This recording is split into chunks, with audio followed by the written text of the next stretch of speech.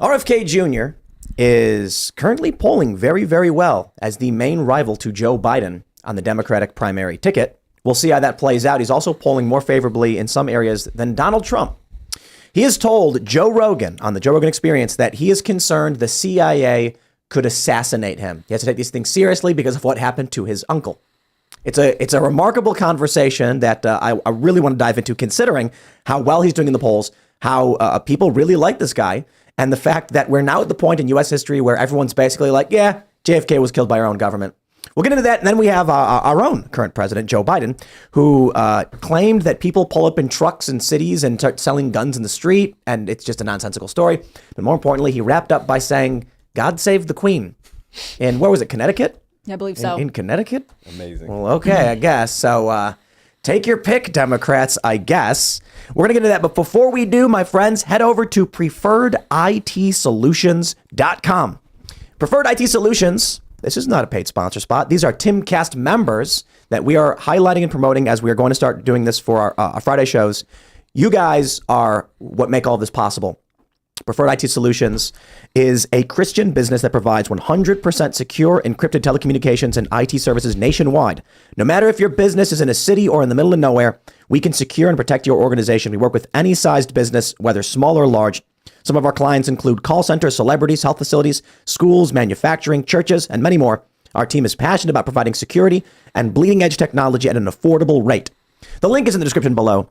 Shout out to Timcast members who help make all of this possible, and we're going to shout you out. The goal is every Friday to just pick one of the members. You guys submit your projects and the things you're working on, and we will shout you out. So again, Preferred IT Solutions, you make all this possible. We're eternally grateful, and we're happy to shout you out. You guys need to support businesses that don't hate you, that actually share your values. And Preferred IT Solutions, they are good people. Also, don't forget, go to timcast.com, click join us, become a member, support our work directly. And you can also click the mobile app button and download the Timcast Android mobile app. They will soon be available for iPhone and Android in the Play stores and in the app stores. But while we await approval and review, you can download the Android installation package directly from our website. Smash that like button, subscribe to this channel. Joining us tonight to talk about all this and more, ladies and gentlemen, we got Ilan. Yes, sir. Ilan Srulovicz. Thank you for having me. Oh, not Elon Musk, though. Sorry, everybody. Almost Elon Musk, minus the $150 billion. Ah, yes. Close, But, so who are you? What do you do? So I'm the CEO of Eggard Watch Company. We're known for putting out some pretty controversial ads in support of a lot of the things that you talk about. And Absolutely. So that's one of the things. And I'm also an actor. By the way, all our films for my company are available on our website, eggardwatches.com. We have an Our Films section. It's worth checking them out. And actor, different shows. I was on The Walking Dead. Cool. Netflix's Slasher, which is a crazy show. Deepwater Horizon, just a bunch of different shows. Oh, wow, right there. on. Yeah, you got a lot of attention when you put out a commercial supporting women's sports. Yes. Most recently, we put out an ad called Erased, where it's kind of like a unique build-up. It's this girl who's trying her whole life to become a track runner, and she's inspired by her father, and she's the best. She's really the best. She says there's no woman that can beat us. And then in the final moment, she realizes she's competing against a biological male, and she has no chance. And then it kind of highlights in sports where this has happened before, most egregiously with Fallon Fox in MMA. Very serious. That was like 10 years ago, wasn't it? Yeah. Breaking the skull of Yeah. Angela Hill, I believe. I can't remember which fighter. But So we'll get into all that. Thanks for hanging out. Should be a blast. We got Hannah Claire Brimelow. Hi, I'm Hannah Claire Brimlow. I'm a writer for timcast.com. I'm happy to be back. Yes, and hello guys. My name is Brett Dasovic. I am the host of Pop Culture Crisis, Monday through Friday, 3 p.m. Eastern Standard Time, right here on YouTube. Glad to be here. And my name is Kellen, filling in for Serge, as usual on Fridays. I hope we can dive into your Walking Dead stuff. That's really cool. I had no idea. That's really cool. I want to ask about Slasher. Brandon J. McLaren, Slasher? No, it's what was the director's name? No, he's an actor in it. Oh, it's possible because it's anthology, so each season has its own run. Okay. I was one of the main actors on season 3. Okay. I don't know about the other season, but yeah, if you find out, it's got a pretty tight cast. Yeah. You want to pull the mic up a little bit? Oh, sorry about that. Yeah, no problem. Let's we're all good then, right? We'll jump into this first story. Let's do it. Here's a story from the Post Millennial. RFK Jr. tells Joe Rogan he is concerned the CIA might assassinate him. Yo, this is crazy. They say during the interview with Joe Rogan, Kennedy said his uncle, John F. Kennedy, quote, was at war with his military and intelligence apparatus after he said he wanted to take the CIA and shatter it into 1,000 pieces and also scatter it into the wind. Who he said had lied to get him to invade Cuba. Kennedy discussed his uncle's refusal to send soldiers into Vietnam at the military-industrial complex's request. He noted that JFK was killed a month after ordering all troops out of Vietnam when he determined that 75 Americans who were killed in the country were too many. Quote, he believed that the view of Americans abroad should not be, a soldier with a gun. It should be a Peace Corps volunteer building. Wells, Kennedy said. It should be USAID helping poor people, and it should be Alliance for Progress building middle class. And that's what he did. And he started the Kennedy Milk Program to give nutrition to the poor kids all over the world. As a result of that, in Africa today, there's more statues to John Kennedy, more boulevards named after more hospitals, schools, universities, avenues, and all the major cities named after him than any other president. The podcast host asked him, what do you think happens when you get in office? Like, if you're talking about your uncle who was assassinated and you believe the intelligence agencies were part of that, what happens to you? And he replies, I got to be careful. And I'm aware of that. And I'm aware of that danger. Kennedy responded, I don't live in fear of it, at all, but I'm not stupid about it, and I take precautions. Did you think at any point in your lives we would get to the point where we would be sitting on a show like this and be like, two very prominent individuals, one who's polling highly for the next presidential election, would outright say that the intelligence agencies killed a sitting president, also his uncle? 10 years ago, I would have said, this is an impossibility. And the sad reality is that right now I'm sitting here and it's almost like there's no response to it whatsoever. It's almost become an expected kind of thing where the most extreme possible thing plays out. I knew people who were completely shocked he even entered the race for this reason. They were like, there's no way, there's too much of a target on him, which I also find to be kind of interesting. Like he says, he's interested in it. He's aware of it. He's going to, he's not going to live in fear, but he is aware that coming out with these accusations and then seeking the presidency is maybe not in his best in his personal interest. Yeah, it definitely puts a spotlight. Wasn't there movement on the Warren Commission like 10 years ago too? There was like an unveiling of documents around this time 10 years ago or something. They keep like doing that? stuff like that. Like every so often, remember we were talking about last time, like every time Joe Biden screws something up, you just release a couple of documents and just let stuff out. It'll be great. Also, you should worry too, because there's a lot of streets named after Martin Luther King, and a lot of people believe that the government had a hand in that as well. Yep. A lot of people. I don't think they do it so much anymore. I'm actually not super worried about RFK Jr. getting assassinated. I mean, I think it's a possibility. I think the powers that be have it within them. It might be something like you're going for a burger and you get mugged. Yeah. Oh, too bad. But typically, I think they go with character assassination because they want to make sure your message can't persist. Well, it's far more effective. I mean, if you want to take someone out nowadays, you take them out by just erasing the person they are, just creating an entire villain around them. And they're more effective at that. I mean, you don't want to have a martyr. Yeah. I mean, remember that the mainstream media will not acknowledge that he is a serious contender for the Democratic nomination. They refer to him consistently as a fringe candidate, and then they immediately bring up his theoretical stance as an anti-vaxxer, right? Like, they use that to tear him down as much as possible. In doing so, they don't realize that he has broad appeal. They will not acknowledge that he actually has an interesting shot. He plays an interesting role in politics right now because I think they are afraid of him. The best thing for America's left to do right now is try to get him to stop talking as fast as possible. You know what's super interesting about the vaccine thing is they don't realize how many people in their own party are actually on board with his message. Well, his polling is... I think he's rivaling. Is he beating? I think he's beating Joe Biden in favorability. That is. I think the things that he's saying are lighting up regular people who don't like Joe Biden, don't like what the Democratic Party's become, and they don't like Donald Trump. Yep. I think there are a lot of people who voted for Trump. Voted for Biden against Trump. I think, that was why I really believe no one voted for Biden. Yeah. They voted against Trump. Exactly. And now that RFK comes along, they're like, don't know, don't care. He's a Kennedy. Sure, fine, whatever. YouGov says that RFK has higher favorability than any other presidential candidate running in 2024. 49%. It is true that there is almost no appeal for Joe Biden because like we cover pop culture, and I've seen several celebrities who are just like James Van Der Beek was like, we have to at least have the discussion that other candidates are a possibility.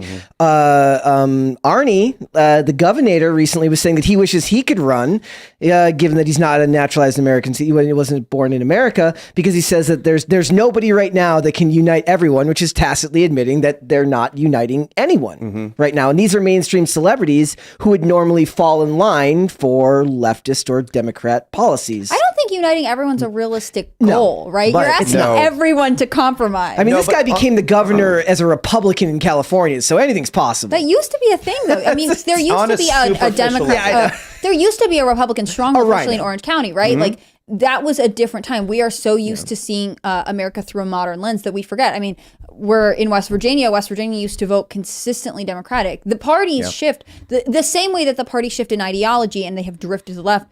The voters shift too to stick with their core beliefs. Yeah, I believe at this point that kind of unity is just impossible. And I don't think anyone deep down believes it. What if we get this magical unicorn scenario? RFK runs in the primary. Biden wins. RFK says, I'm not leaving. Trump wins. And then Trump says, RFK Jr., run with me. Let's unite what we're working on together for the American people. What happens if it comes Trump, RFK Jr., single ticket? A Trump Kennedy ticket? That is a power wild. play. I mean, I've seen a lot of speculation that RFK Jr. will run as a third party, which will basically have a Ross Perot effect and hemorrhage voters away from Joe Biden. I mean, RFK is a real problem for the Democrats, and he just has to be not enough of a threat to the Republicans to hemorrhage moderate voters who lean in both directions. Yeah, if he runs as an independent, he's definitely going to cause a major impact for the Democratic Party. He's going to unintentionally or intentionally sabotage them completely. Yeah. I think presidential debates are somewhat useless, right? Like, we do get some fun sound bites when Donald Trump's on the stage, but they don't really tell us anything.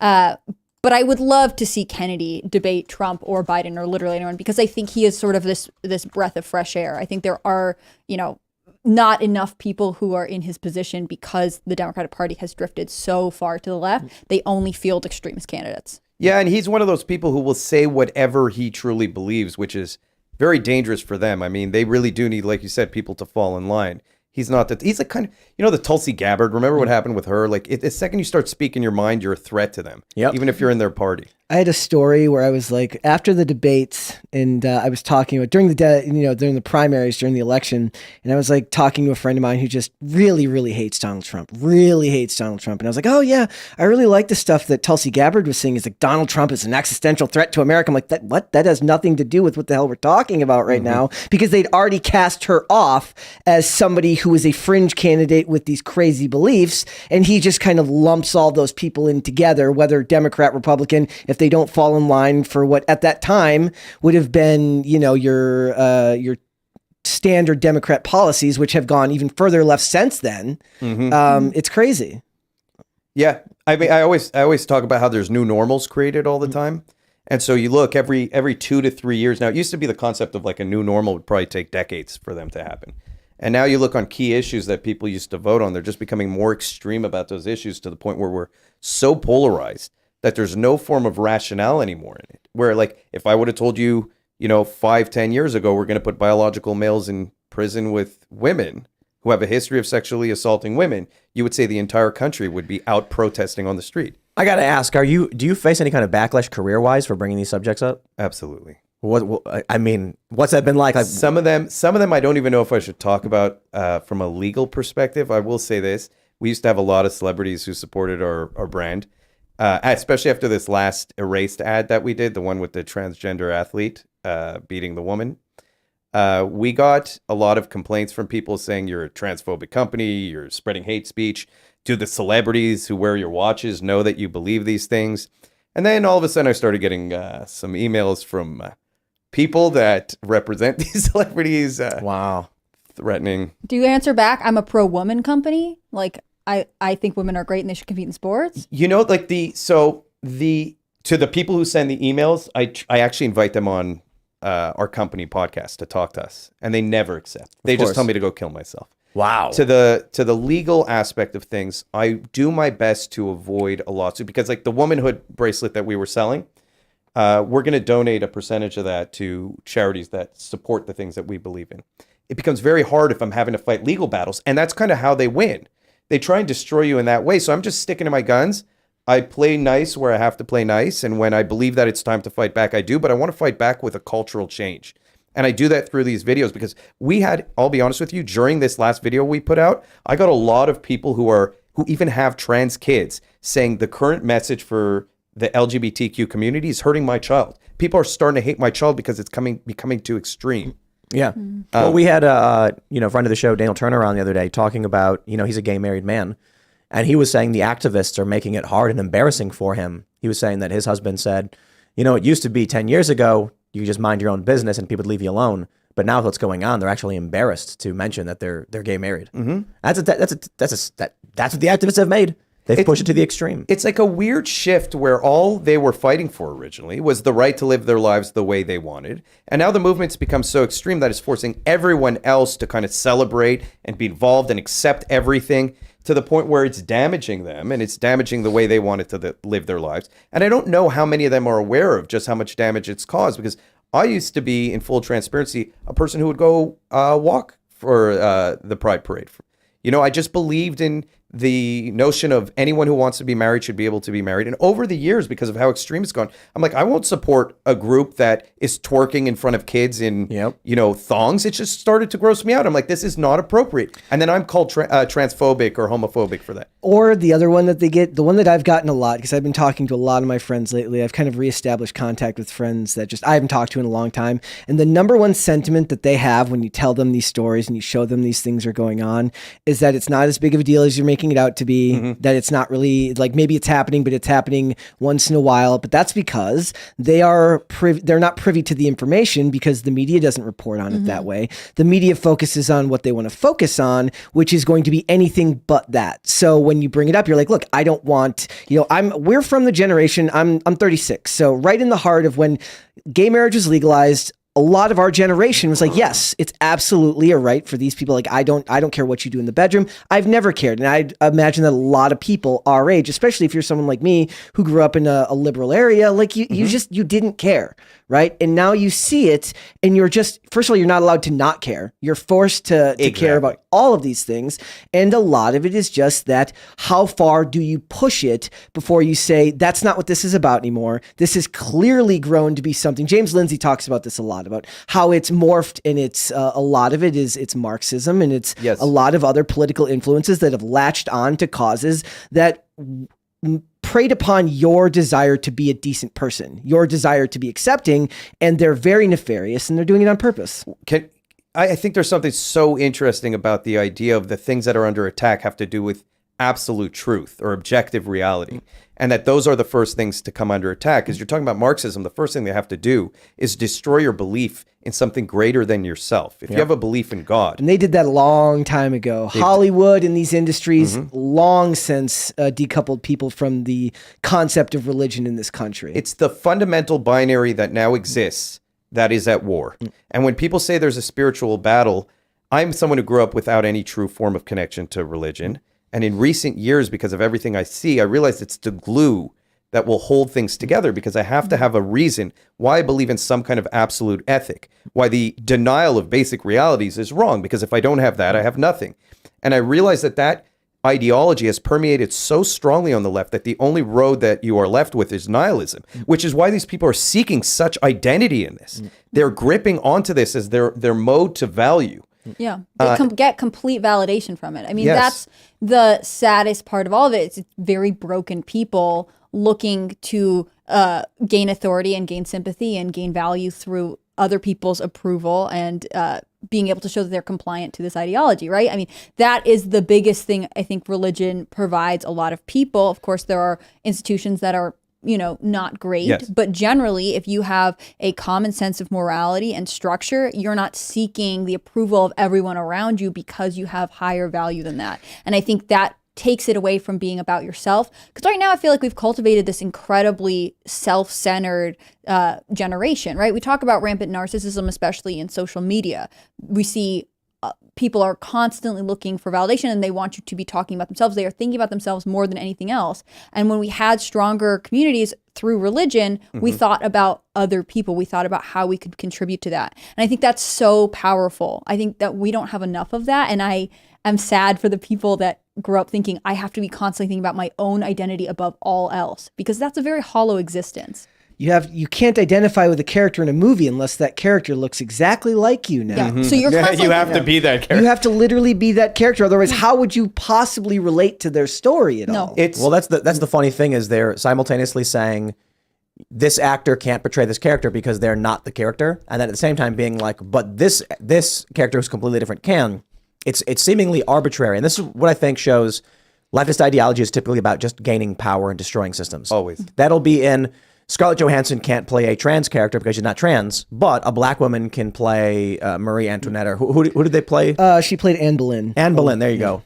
Can play Anne Boleyn because who cares anyway? And it's like And Cleopatra. some identities are okay to destroy and other ones because are not. it's that's entirely whiteness. but my attitude would be like, pick one and stick with it. I don't. If you say that nobody can do it, then okay, fine. If you say everyone can do it, then okay, fine. But you can't have both. But there's a hierarchy. The entire point is that it's hypocritical. The entire point is that they can hold up 4 fingers and tell you see 5. They have to destroy your ability to think freely. And by the way, the whole notion that you can't play a trans... Okay, so I was on a TV show. I played a bisexual guy on the show, on that show Slasher. And interestingly enough, one of my castmates released an article after the show saying people who aren't LGBTQ should not play characters who are LGBTQ. Did this cast member talk to you about this before they released the article? This cast member did not acknowledge me much on set, to be honest. And so it was very interesting, but my response to that was, number one, how do you know what I am? Now you're putting me in a position to announce if I'm closeted, if I have parents who wouldn't accept that, now I have to announce to the world to be accepted in your view that I am LGBTQ. So that is no longer a personal preference. You're now forcing me to come out with it. Another thing you're doing is, how are casting directors going to put, what do you want them to do? You want them to ask you if you're gay? Now, they ask me my ethnicity now. I'm half Iraqi. So anytime I'm asked my ethnicity, I say I'm Iraqi. Right now, the casting directors have more power in Hollywood than just about any other.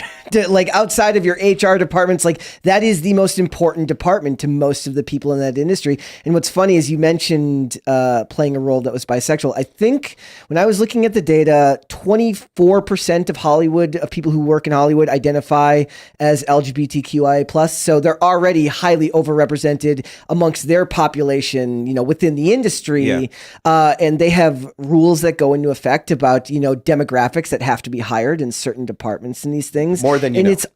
And it's all identity based because they're obsessed with it, because it is a narcissistic culture that is extremely self-hating. The funniest thing you mentioned about that earlier is, have you ever noticed it even comes in with climate activists? There's a lot of really, really bad nihilism there because they're like, the world's coming to an end. Why do we care anyways? That's the worst type of propaganda that I see. Mm-hmm. It's the stuff that's saying, like, one thing that I see a lot of now, and it's honestly scary to see as many posts about it, is people say, I didn't ask to be born. Yeah. I hate when that's insane. I get so annoyed. But again, you know what that comes from? That comes from the denial of the notion that you are special by nature of existing. That you take that away from people, they can get to that place where it's like there's this level of entitlement where I didn't even ask to be here. So I can do whatever I want. I don't know anyone anything. And if there's no faith in a higher power, then what the hell do you do? Yeah. Like there's nothing to latch on to. And I'll be honest with you. I've been there. I've been a very nihilistic person. I've suffered with depression my whole life. I think one of the saving graces a person can have is finding spiritual aspects to live by, and just understanding that they are, again, just by nature of existing, by nature of being a human being, that you have value. And if you can connect to that, it can save your life. It's a very powerful thing. Purpose. Purpose. And this is why it's one of the components of wokeness, not the absolute, but for a lot of people, they're desperate. They don't know why they're here. And so give them a reason and they'll latch onto it in desperation. No connection to their families. This is the idea of community, right? They're saying you should be nice to our community and we're welcoming you to our community and chosen family and this, that, and the other. They're saying we're giving you something to be a part of because you feel so adrift out there. Like, that's creepy. That's disgusting, especially because most of these people have families, right? Yes. It's the denial of the things that you have to join this effective cult. And there's about 30 years of Hollywood or more pushing the idea of chosen family over your actual family because I used to believe on my good days when I was less cynical, I would say it was just interesting storytelling, meaning that it's very interesting for Disney to tell you a story where one parent has been deceased because it makes for interesting characters, right? But the more you learn about Hollywood, the more you learn about how bad these industries are, you have to wonder if it's not, at least in some way, shape, or form, social engineering that has evolved over time. So I mean, I am certain at this point. I used to believe that kind of the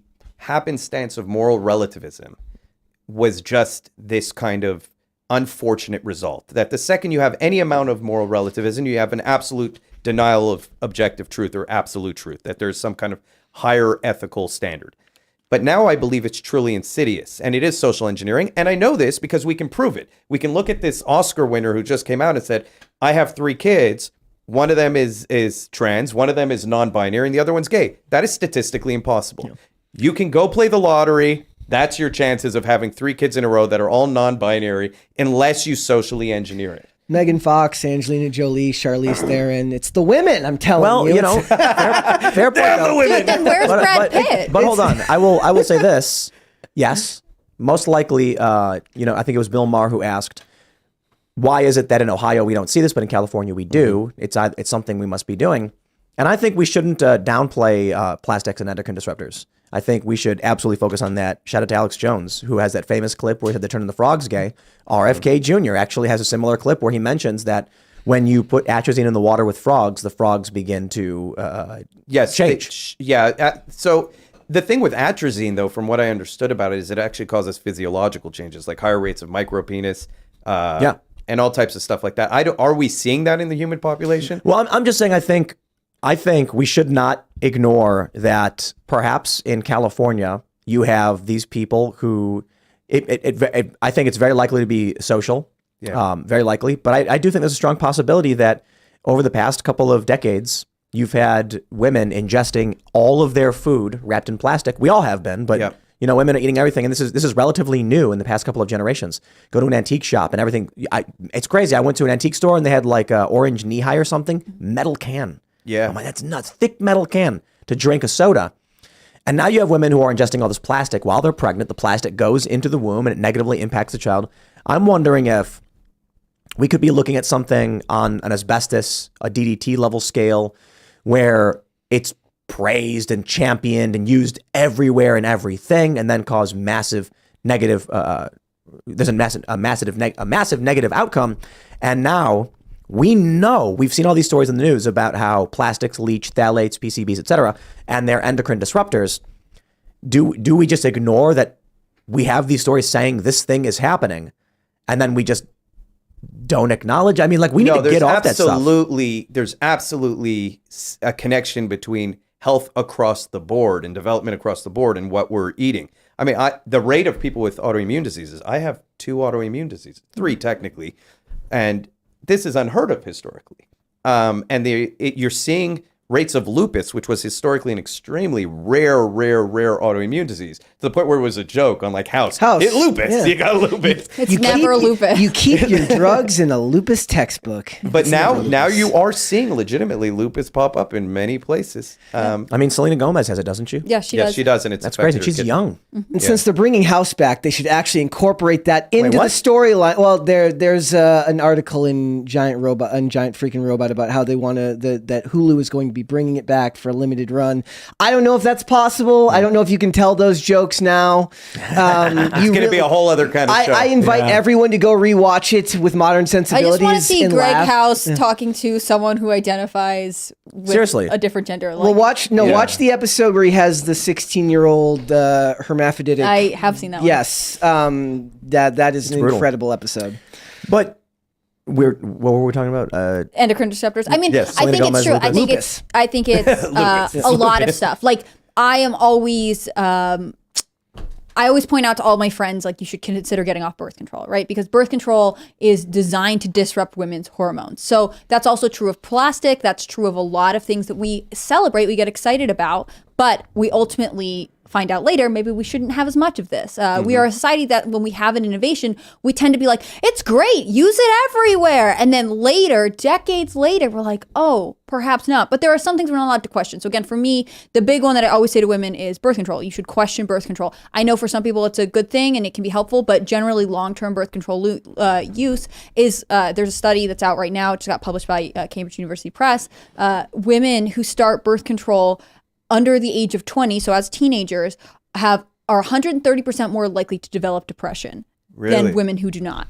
And then all women who start birth control have higher rates of depression than women who do not. What do we hear about people all the time? I'm lonely, I'm depressed, I'm having trouble connecting with people. Well, maybe we should question what we're putting into our bodies. And I'm happy for that to be food, I'm happy for that to be environmental, but again, I think we have to talk about the biggest change to women's life, which is that 65% of women in America are on some form of birth control, typically oral contraceptive. And you couple that with social media and how depressing, how Again, depressed yes, people are becoming because of social media. And it's a perfect storm. It might not just be a singular aspect. It might be a bunch of factors coming into play at once. I mean, for sure what you eat, for sure what you drink, for sure what you see on TV, for sure what you absorb through your phone, what you're shown in, your interactions on the street. It's all a these perfect things. storm. Yeah, they have a long-term effect on you. Each one is happening now in conjunction, which is probably why we're seeing the escalation of things so quickly. Because it's not a singular factor, which in itself might have taken decades, right? We're seeing tons of things together hit you. And that's why, you might be seeing the changes you're talking about that might have taken 50 years of long-term atrazine exposure happening over 10 years because there's this social engineering aspect. We also know that, I read this study, I think we talked about it on the show, there's a birth control that women had taken and they could still get pregnant while on it. And if they did, they had a masculinized female baby that I think they said every one of them turned out to be lesbians. So I think this stuff is deeply altering our physiology, but it's not just the plastics or whatever. I mean, the chemicals in our food in general. Words you can't even pronounce. So we do a lot here to get away from that stuff. We have those epic meat bars, those protein bars. Yeah, they're good. The ingredient is like pork, salt, pepper, amazing. Beef, salt, pepper, venison. And, we have this here. We have these glass bottles that we put filtered water in, remineralized. But I think it's also Big Pharma. These drugs. So I have experience with Big Pharma. I have Crohn's disease. I also have a genetic defect which causes my cholesterol to be like ridiculously high. And oddly enough, I just did a heart scan and I don't have evidence of arteriosclerosis, which contradicts all the knowledge we know about high cholesterol. And so there's a big shift happening in medicine. A lot of my doctors are like, hey, let's maybe pull you off, not give you tons of biologics. Luckily, I have good doctors. And they're like, let's try the AIP diet, the anti-inflammatory diet, and get you on clean meats that are not processed in any way, shape, or form. Keep you away from certain vegetables that are, you're not able to tolerate right now. Don't eat anything processed. Don't eat refined sugar. Keeping me on a strict diet. And I'm seeing way better results than that. But I got on a medication called Repatha. And I'm not going to bash this medication. It lowered my cholesterol tremendously. But I ended up, and this is incredibly rare, and it shouldn't happen on this medication at all, in the hospital with rhabdo. Rhabdo is what you see like CrossFit athletes get when they're dehydrated and overworked. Wow. Your muscle is dying. And it leaks into your body and it can kill you. It can clog your kidneys. And so they denied that there's any correlation between their medication and developing rhabdo. I've been a competitive athlete my whole life for fighting. I have never developed this. I didn't even do a hard workout this time, and I developed it 2 days after the injection. Can I say it's from that? No, I would never say it's absolutely from that. But again, we don't know what we're putting into our body half the time. And the pharmaceutical companies are not out for our best interest all the time. And they benefit it. We're talking about a potential increase in autoimmune disease, and autoimmune disease is chronic. Who benefits from when you're chronically sick? Big Pharma. They need you as customers forever. It's hard to say because I don't want to assume the worst in everyone. But if you're in the pharmaceutical industry, curing patients is actually not in your best interest. Chronic illness is a godsend for Big Pharma. Chronic illness is the best. It beats everything else because you have it for your whole life, and a lot of them don't necessarily lower your lifespan that much. They just make it very, very difficult to live with it. Do you think that maybe some of the things you're experiencing are caused by the pharmaceuticals or by 1,000,000% diet? 1,000,000% diet. Yeah. 1,000,000% diet in my life has affected me. I think there's environmental factors that have affected me. I think people don't realize the effects of, I've traveled a lot of my life and I've lived in different places. I've lived in places with mold for sure, black mold, other things like that. And I'm sure that's had an effect.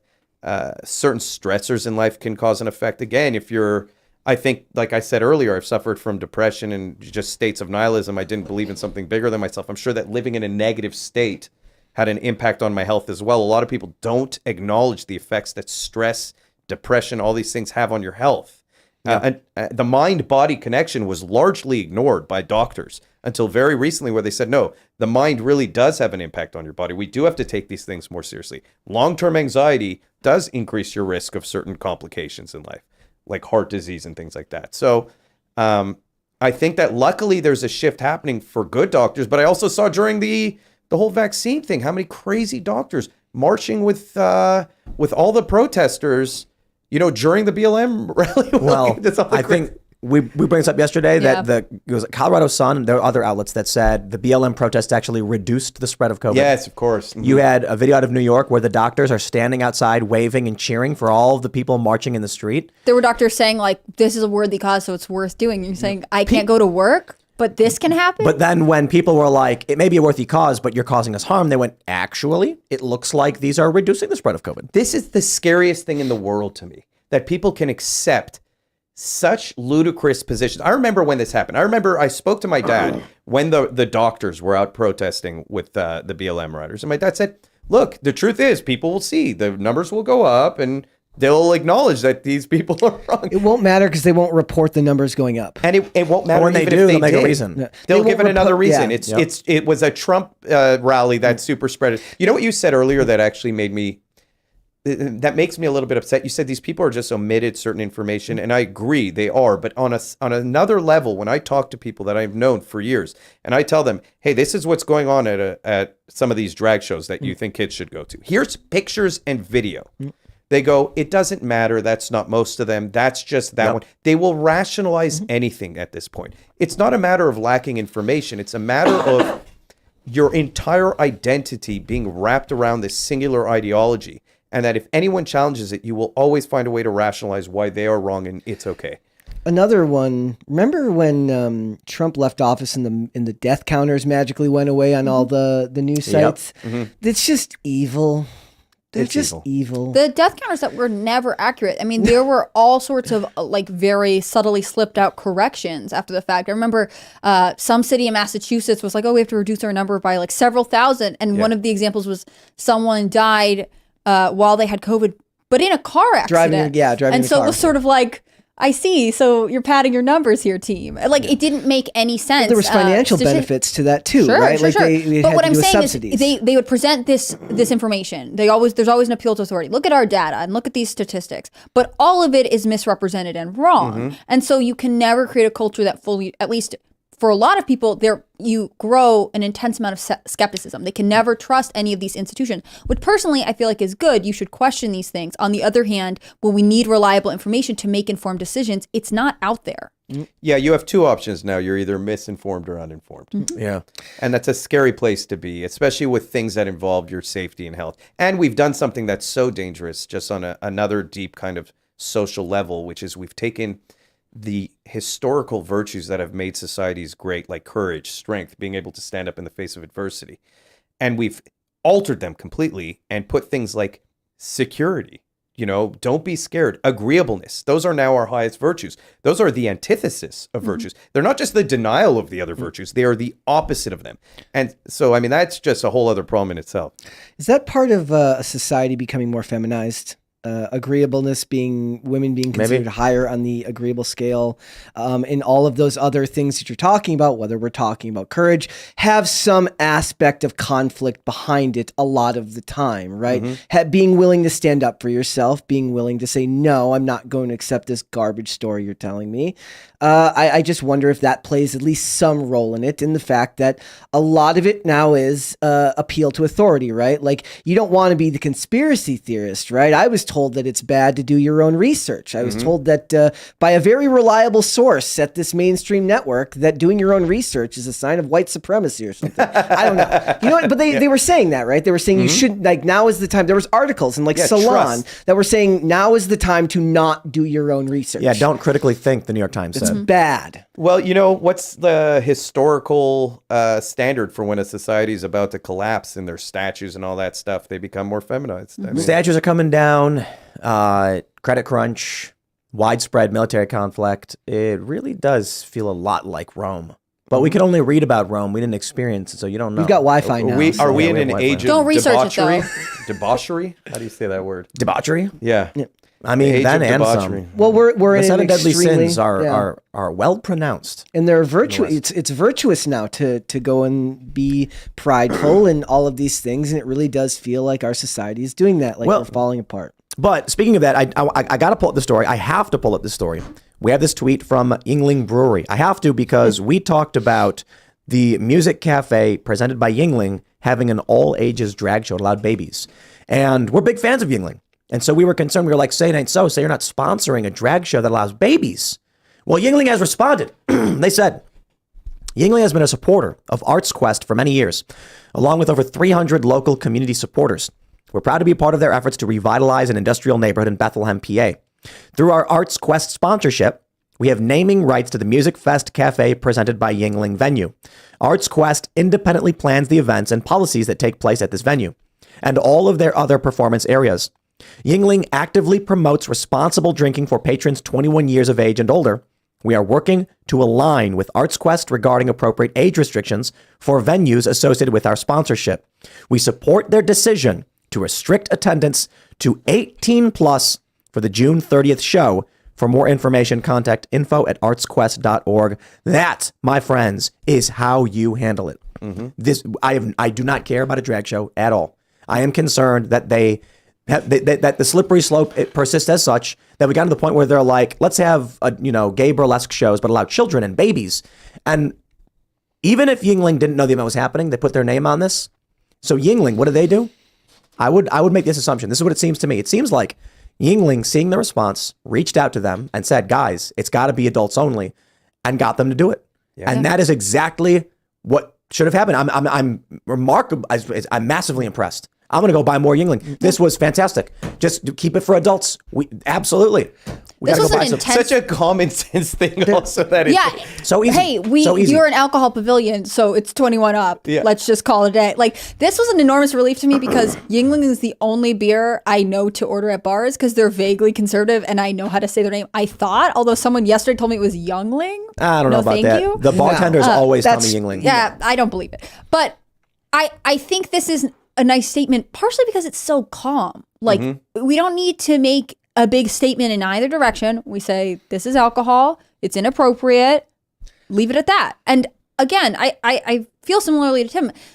I don't care what you're doing, in appropriately set age groups, right? I don't think children should be at drag shows. But if you want to have a drag show at a bar, that's fine. It shouldn't be harder for an 18-year-old to get into a bar than to get, or like a 17-year-old to get into a bar than to get into a drag show, right? Like, it is weird to me that we would suddenly take away this line, but of course we saw it happening with all of these drag queen story hours. There became this idea that in some way this culture was acceptable to have in a family setting, when we ultimately all know it's not. And I don't understand why this is the hill that this movement is dying on. They can win it. Sorry, go ahead. There was a story today. Yuengling. There was a story today in which Warner Brothers Discovery sponsors Outfest, which is a gay film festival, and they're having what's called Celebration of Queer Children, which will include Story Hour. And I asked the question, I said, why is it that every time Disney hosts one of these things or Disney throws their hat in the ring in this, everyone goes up in arms?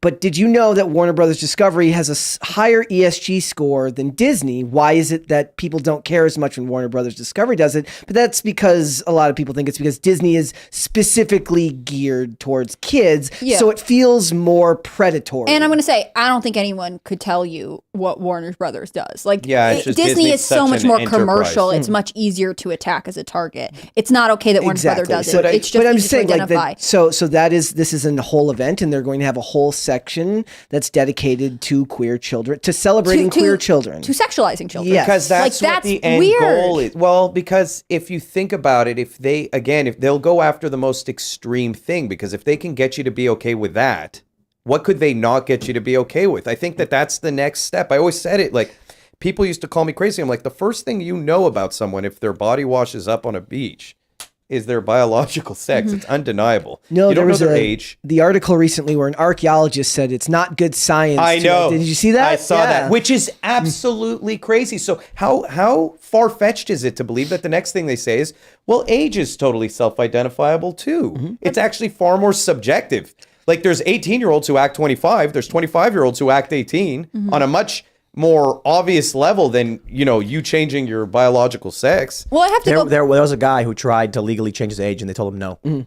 It's coming, though. I have to go back to, we should be pushing a culture that isn't obsessed with looking at the self all the time, right? Like, if your kid, you think maybe gay, whatever, how about you ask them, how are your math scores? How about you ask them what their hobbies are? How about you ask them literally anything else instead of obsessing about who they may or may not want to sleep with when they become consenting adults? Like, it's just bizarre to me that parents feel the need to become weirdly involved in their children's sexuality when they are minors. Or teachers involved in That's weirder, but This is the awfuls. Yeah. This is the affluent white female liberals. Well, It you is. know what it's become? Thanks, It's become God. just it started off with the slow obsession over identity politics. This is just an end result of hierarchical identity politics. If that's where your hierarchies in society are generated from, because we're going to have hierarchies no matter what, you're going to have a problem. And again, my buddy told me something interesting one time when I was on this pathway to searching for religion. He said humans are designed to worship. They're always going to worship something. If they're not going to worship something bigger than themselves, they're going to worship their job. They're going to worship their, alcohol, sex, whatever that thing is. And right now we have a society that is completely worshiping the very thing you're talking about, identity. And so we have an absolute religion around transgenderism right now. Not even LGB. It's T. We have a religion around the T, because we've completely erased a lot of lesbians. Because now, if you're a lesbian, ask you're just Johns Hopkins University. Yeah, did you see J.K. Rowling trolling them over the They disavowed it. They said they didn't mean to do anything wrong. Sure. What happened there? I didn't hear. Johns Hopkins University had a glossary of like different terms for sexuality and gender, and it said a lesbian was a non-man who loves other A non-man attracted to non-men. I would say loved. And that's really important. Yeah. Because magnets are attracted to each other, and they're not men. They're lesbians. Right. But they left the term men in the definition of gay. And so you're just erasing lesbians. Yes, it's you so are not weird. erasing gay men. And J.K. Rowling, was like, I think we should all talk about this. just the patriarchy reasserting itself. I have to wonder, and now you see the story It's a weird about... way to do it, though. It is You a weird saw way. how they made embryos using stem cells? You saw Just the story? recently, yeah, like a day or two ago. So I'm kind of like, look, if they can make embryos using stem cells, and they can grow farm animals in plastic bags, how far away are we from humans just no longer giving birth? Yeah. And they just say from now on, like, I really do think there is a potential future, if we lose this culture war, where there's going to be like two, 35-year-old women, and one's going to be like, no, tell me you're not serious. Unnatural birth, you are going to destroy your body. That's already happening. C-sections are on the rise in the U.S. But I mean, not even that. They're going to be like, use a pseudo womb. Yeah. What are you No, nuts? that's what I mean. Do a test tube, baby. I'm arguing to your point. I think we are moving in that direction already. They are saying you should not have a natural birth. You should always have. There's always reasons that doctors are pushing for C-sections these days, whether it be risk, whether it be, there might be this issue, or like this is just more controlled. We'll know when the baby's coming. And it's something that people are becoming normalized to. Now, hold on. If we get to that point, and we are also very close to the designer baby period, China has already had several stories about super soldier program where they're genetically modifying humans to make them more resilient, more robust, stronger, taller, etc. If people then start going to their doctors to plan for their babies, and the doctors outright say, we no longer need women to have babies, when people are choosing the traits for their kids, what is the reason they would choose a woman? I mean that sincerely. I'm not saying there isn't one. I'm saying, what do you guys think they would say? Because I feel like when it comes to strength, height, social status, and this is coming from the left perspective of patriarchy, parents are going to be like, let's just choose a boy. So there are certain, obviously, benefits to, like, women have historically always been better at certain things like creating communities, empathy, and those things will still need to exist in society. Of course. But I think in the short term, you're going to have parents being like very liberal, very leftist, but going, but we do know that patriarchy is real. So let's not subject a daughter to that. Let's have a young boy. There'll be quotas. Or they'll have a girl Maybe. who then they want to transition to be a boy. But that's what I'm actually It's just talking a about. boy with extra steps. Or we'll literally get to the point where you just don't have genitalia. You're just completely non-binary, a true non-binary. Maybe that one's a ways off. But I do think the first step before that is you will likely just see parents being like, boys are going to be easier. Let's just deal with that. We don't need to worry about grandkids anymore. I sort of think the opposite. I think there's so much antipathy towards men that people are Yes, that's what I was more gonna say. likely to be angry about having male babies. I've had people say to me like, oh, I really wouldn't want to have a boy. Like, a boy? Are you kidding me? Like, there is a lot of anti-man sentiment that starts when you're having a boy. And fair point. It may go the other way. It may be parents being like, we don't want to make the patriarchy worse. Let's have a girl. Or, Yeah. or provide more toxic masculinity to the world. I think Real quick. If they move in the direction of only girls, there could be a potential future where the planet is 97% female and the scientists and the presidents and the military, they're like, we need to find men. There's just no Y chromosomes everywhere. And then some genetic disease will start impacting the population and they'll be like, where are the men? And then like guys will be like hiding in a cave because they want to take their genetics or something. Sci-fi movie. How about that? playing Xbox in a cave. Where is There this you go. second movie? That sounds fascinating. I would watch that. So Instead, it's isn't- always like the male patriarchy is oppressing us women. Isn't in there this a decay, future. though, of our, like, I read there's a decay of the chromosomes. I think it's plastics. Testosterone's dropping, sperm count's dropping, the chromosomes breaking up. I think it's plastics. Also, And in I think terms of electromagnetism. yeah, but We're also constantly surrounded by Wi-Fi and computers. Sorry, Brett. in the terms of what we're talking about with births and natural births and stuff like that, when you talk about what we were talking about earlier, which is the worship of self, we're seeing the rise of surrogacy because they don't want to actually have kids themselves. They want to pay somebody else to have the kid for them. So it's like no matter what way you go, you're not having a natural birth at all. And then we have people coming out saying they're having a harder time connecting with those kids because they didn't actually pair bond with them in the same way. And that's on the rise every bit as much. And oddly enough, also only available to the super wealthy or to the people that can afford it. The thing, it bothers me so much that people didn't realize it would be hard to bond with children that you didn't carry because we have had centuries of adoption, right? Like this is something that we are still doing. There are always children who need homes. And if you look into it for even a second, this is something everyone talks about, that it's not easy, but you have to build a bond with a child you adopt at any age. And the fact that we would be so arrogant to be like, well, I specifically paid for this child, so of course I'll love it and it'll love me. Like, that's it's bananas. a designer. It's like you're saying, it's a designer child. You go pick it up. It's like saying your dog doesn't like you. Like I bought this puppy. Why doesn't it like my house? It's crazy. Yep. It's very scary when you disconnect yourself completely from the reality of your actions.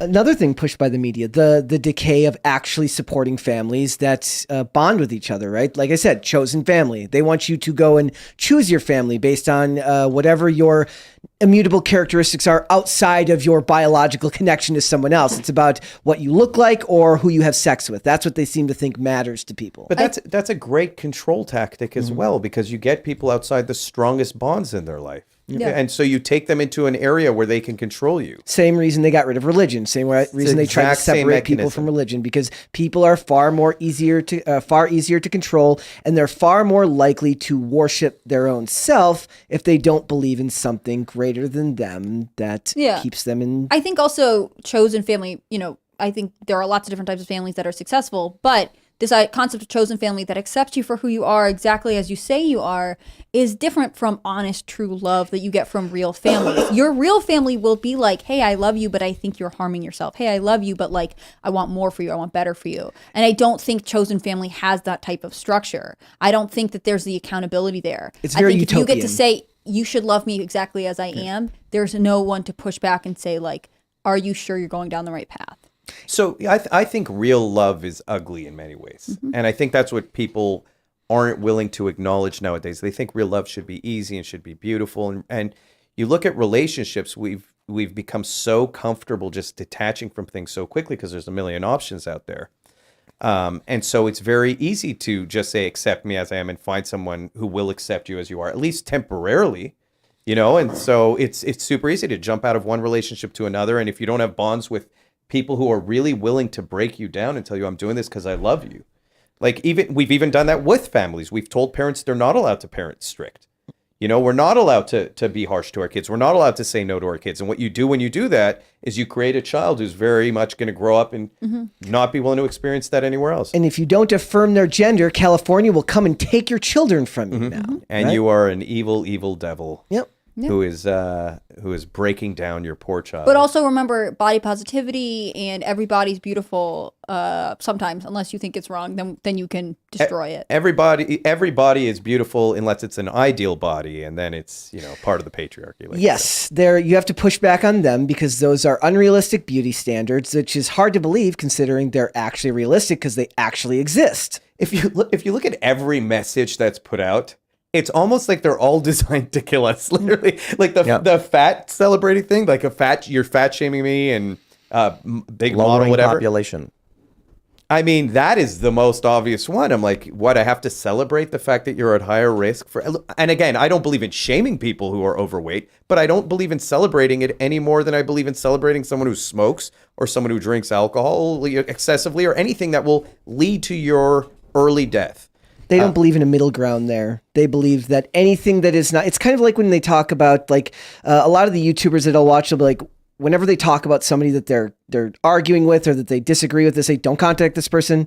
Anything you say to them that is not 110% affirmation of everything they believe will be seen as an insult and as an attack. So they believe that anything that is not 110% affirming every aspect of who they are, the decisions they've made, the person that they've become, is somehow an attack on them as a person, when we understand that the world is not that black and white. And Doesn't that feel like a lack of self-confidence, though? Yes, it is. Doesn't that feel like if you don't celebrate me, then I must be doing something wrong? It's and petulant. so it's ridiculous. And I think one of the core problems is that we've boiled all love down to sort of this idolized worship, often rooted in sexuality. You know what I mean? Like, I think we forget that there are all kinds of ways to love someone and support someone. That doesn't mean that you fall over backwards trying to say that they're the best thing of all times and everything they do is right all the time. I think that we are devoid of emotional nuance, and we don't know how to talk about it, and we have to boil everything down to either you're for me or you're against me. If I saw a kid with their parent, mom or dad, at an ice cream shop, and the kid was screaming, I want more ice cream, and the parent was like, okay, and then gave the kid more ice cream, and the kid shoveled it down and said, I want more, and the kid was like overweight, I'd be like, man, those parents don't love that kid at all. I had a friend who said something super interesting to me once about relationships. And because he's like, he fights a lot early on in his relationships with his partners. And he's like, that's the time where everyone says you should be in your little fantasy period where everything should be great. You should, the fight should come later. It's a bad sign. He's like, no. He's like, I want to know early on. I want to set these healthy boundaries early on. So we know right away. You can't be scared of that. You can't be scared of tension. You can't be scared of not being agreeable with someone. You have to be willing to kind of face that fire. And if something's not right for you, or if it's not right for them, that's okay. You have to be able to communicate that. And then you can work through it if it's worth it. But again, we've become a society that says the second anything is wrong, the second someone doesn't support you exactly the way you are, even if it's entirely detrimental to your well-being, that they're the problem, you're not the problem. But it is changing. I think we're starting to recognize that affirmation is not care. It's the opposite of that. If someone comes to you and says they think they should be skin and bones, we have interventions for this. And no, you need to eat food. But for some reason, there are a bunch of elements to human behavior where everyone's affirming it, including morbid obesity. And they're letting these people make these claims like it's not a choice. There's this woman who's flying on a plane saying it's discrimination to make them buy more than one seat because they don't fit. I just saw that. She wants 3 seats for free. Can I ask you a question? What do you guys see if you play all these individual things out to their final level? What do you see the end result as? A collapse. Complete collapse, and then just like a rebuild kind of. Yeah, I think it may happen. Like things break down. The system never truly goes away. People survive. They'll keep working. I think the cities are on the verge of collapse. I mean, actually, I think SF is dead. So something happens to how malls close. When one store closes, then people stop going to the mall, which lowers foot traffic for other stores, which causes more stores to close, and then it causes this cascade effect. That's happening to downtown San Francisco. Oh, yeah. Their hotels are being surrendered. The mall is not being surrendered. It's only 55% leased. When there's no reason to go downtown, people will stop moving there. People will stop working there. And then the less people are there, the less people need to be there, the more it'll collapse. Yeah. That's going to happen to the rest of our cities too.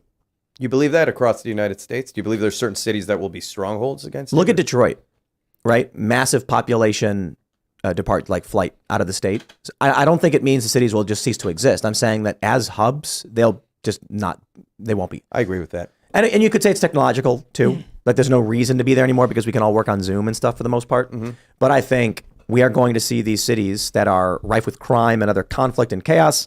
They're going to become undesirable and cheap. It's going to be like an inversion of the rural versus the urban. Yeah, I think it's just such a shame because I think California has so much to offer on a nature level, on an entertainment level. It's just like it's a really cool place. But I think California's a great example. There are people who live outside of cities who would never leave California. Mm-hmm. They love it. It's the city center that's the problem and the infrastructure that goes with it. Someone, we just got a super chat from Rancha, who said, we have the story, I just pulled it up. AT&T to close downtown San Francisco flagship store. I can only wonder why. I didn't read the story yet. We just pulled it up. They say consumer shopping habits continue to change and we're changing with them. That means serving customers where they are through the right mix of retail stores, digital channels, and our phone-based care team. He said there's still 2 AT&T locations within 1 mile of their financial district store. The closure isn't unique to SF. The Union Square store will shutter August 1st. A similar store in Chicago on Michigan Avenue will close on the same day, leaving the nation's only AT&T flagship store in Dallas. Interesting. I wonder why Dallas. I wonder what Texas might be doing to where they're okay keeping their store open. Mm-hmm. But Chicago and SF, not so much. I think that somebody was just walking into the AT&T store one day and they're just like, that's just one crack needle too many on their foot. They're just like, sorry, that's enough heroin in my feet for one day. No, when they have to put all their phones behind vaults. Yeah.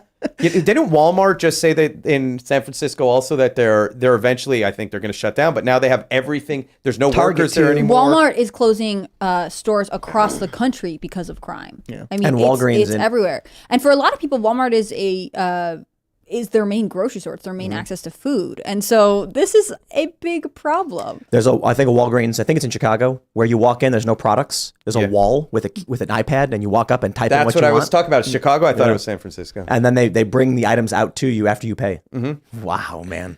It's really funny because I remember when Amazon wanted to launch that store where there's no cashiers. Mm-hmm. You walk in, grab whatever you want and walk out and it automatically charges you. Yeah. I reached out to Amazon after figuring out a very simple way of bypassing the system. And they said, effectively, what I was told was that shrinkage doesn't matter that much because they save so much money on overhead by not having the staff to do checkout that they can absorb those costs. It's expected. But it is fascinating that they thought they could do something like that. I really don't think that'll work out in the long run because if people aren't scared to steal and walk past security, what do you think is going to happen when they walk into a building and there's nothing? There's nobody. Yeah. They're going to walk and take whatever they want, walk out. What are you going to do about it? You think a cop's going to go find a guy because he took $10 worth of food? Ain't going to happen. Yeah. Especially not in San Francisco if they have any there. I mean, they're not even allowed to engage the police, even if they do see there. So well, there's the $1,000 limit in SF. So if Amazon really tries to do these futuristic cashierless stores, people are going to walk in and be like, it's not even illegal to just take whatever you want. I mean, it's if you're incentivizing people to steal, I've sadly learned this in life is that human nature does not always lean toward the best behavior. It tends to inherently head toward the worst. And you have to deter people on some level. And so it's, I have friends who work in department stores and they're like, we're not even allowed to even say anything. Do you have a physical store for their watches? Nope. No. We've sold to retailers. I don't want an egg. It would be cool to have an Eggard physical store that would just have a showcase and I would like it just for the kind of legacy of the company. Mm-hmm. Maybe in Florida. In Florida, where I live now. I ran away from California. So. Well, I was going to say because it's probably the only safe place, Yeah. You can set up in West Virginia. You'd be pretty good there. But in terms of higher density foot traffic in a big urban store, Florida's probably your best bet. I think so, too. I think Florida's I have a buddy who opened a sunglass store over there, and he's doing really well. I mean, Florida's just become such a crazy hub of over the past 2 years, 3 years. It's just exploded. Yeah. So especially South Florida, where I am, it's just the amount of change so quickly scares me on some level, because I'm like, this cannot be sustainable. But so long as people are flooding out of the states you talk about, they're going to keep flooding into other states, and Florida, Texas, those are really desirable. Well, come on, let's think about it. You have choices here. You can live in San Francisco, where you're going to step in human poop, or you can live in Florida, where there are beautiful men on the beach, ceviche, nice man comes and brings you pina colada. You're sitting back, you put your feet up. No drag shows for kids, none of that. I don't know. You choose. Is there any worry that, like, there's a constant worry, right, that when people flock out of these cities, that they don't really think it through entirely, and then they end up bringing their voting habits to these other states, and then you have to worry about those states eventually slowly transforming over time because they don't connect in their brain that the things they were voting for were what. Yeah, I was gonna say they never promised to leave their voting habits behind. No, they don't. I think DeSantis has proven that to not be something we should fear, because he got 1 million new votes. Because he's the exception, though, because of the Cuban vote and the fear of socialism. You do not necessarily have that from a left-leaning liberal who leaves California. But Texas also did see a redshift. Yeah, and didn't they also heavily restrict mail-in ballots in both those states? They may have. Yeah, that could also be a big factor. I think two things. I think we talked about this before when Ilan and Rogan leave California for Texas.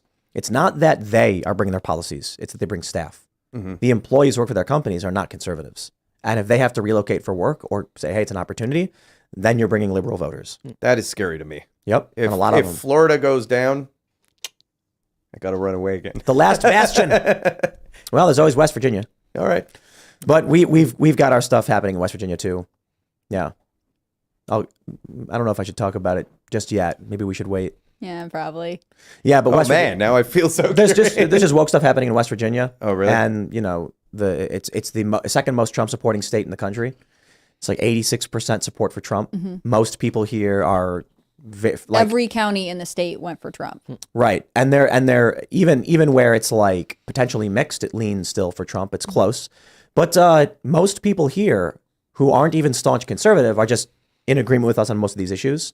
And you're seeing this stuff emerge. And I think it's because the average person doesn't care. And I think it's because conservatives don't engage in community activism. So the fundamental problem I see for conservatives in general, there's like a multifaceted kind of problem here that I see happening.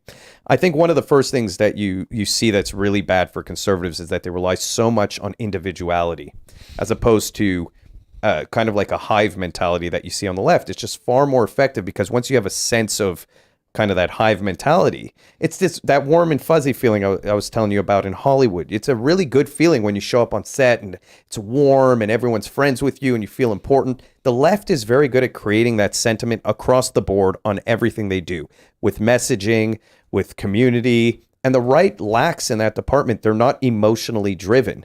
In their advertising, in their messaging, in their movies, because they feel it in the family. They keep that aspects for the family side of things, whereas the other side looks to find it in their profession. It's an advantage, though. It is. They also coalition build better, and they go door to door. Like I've never had a right wing political candidate ever come door to door to me with people reaching out to say, hey, how do you feel about this person? Would you want to vote for this person? Mm-hmm. But I've certainly had a lot of people come to my door. Like there's people like when it was like Craig Ellis in Minnesota was like, they're like, oh, he's here for attorney general. I'm like, isn't that the guy who beat his wife? And they're like, I don't know about that. I'd have to check on that. Like, but they like in that time period before that election, I had 3-4 candidates, all Democrats, had people coming door to door to talk to you about it, and I just don't see that. Do you think part of that is because you were in a liberal city and so Republicans saw it as lost ground already? They didn't see the point in battling it out? I don't know how the voting goes, because like where I lived out there was fairly unique. I was in either direction. I was a mile from what would have been an urban center, meaning that that would have gone heavily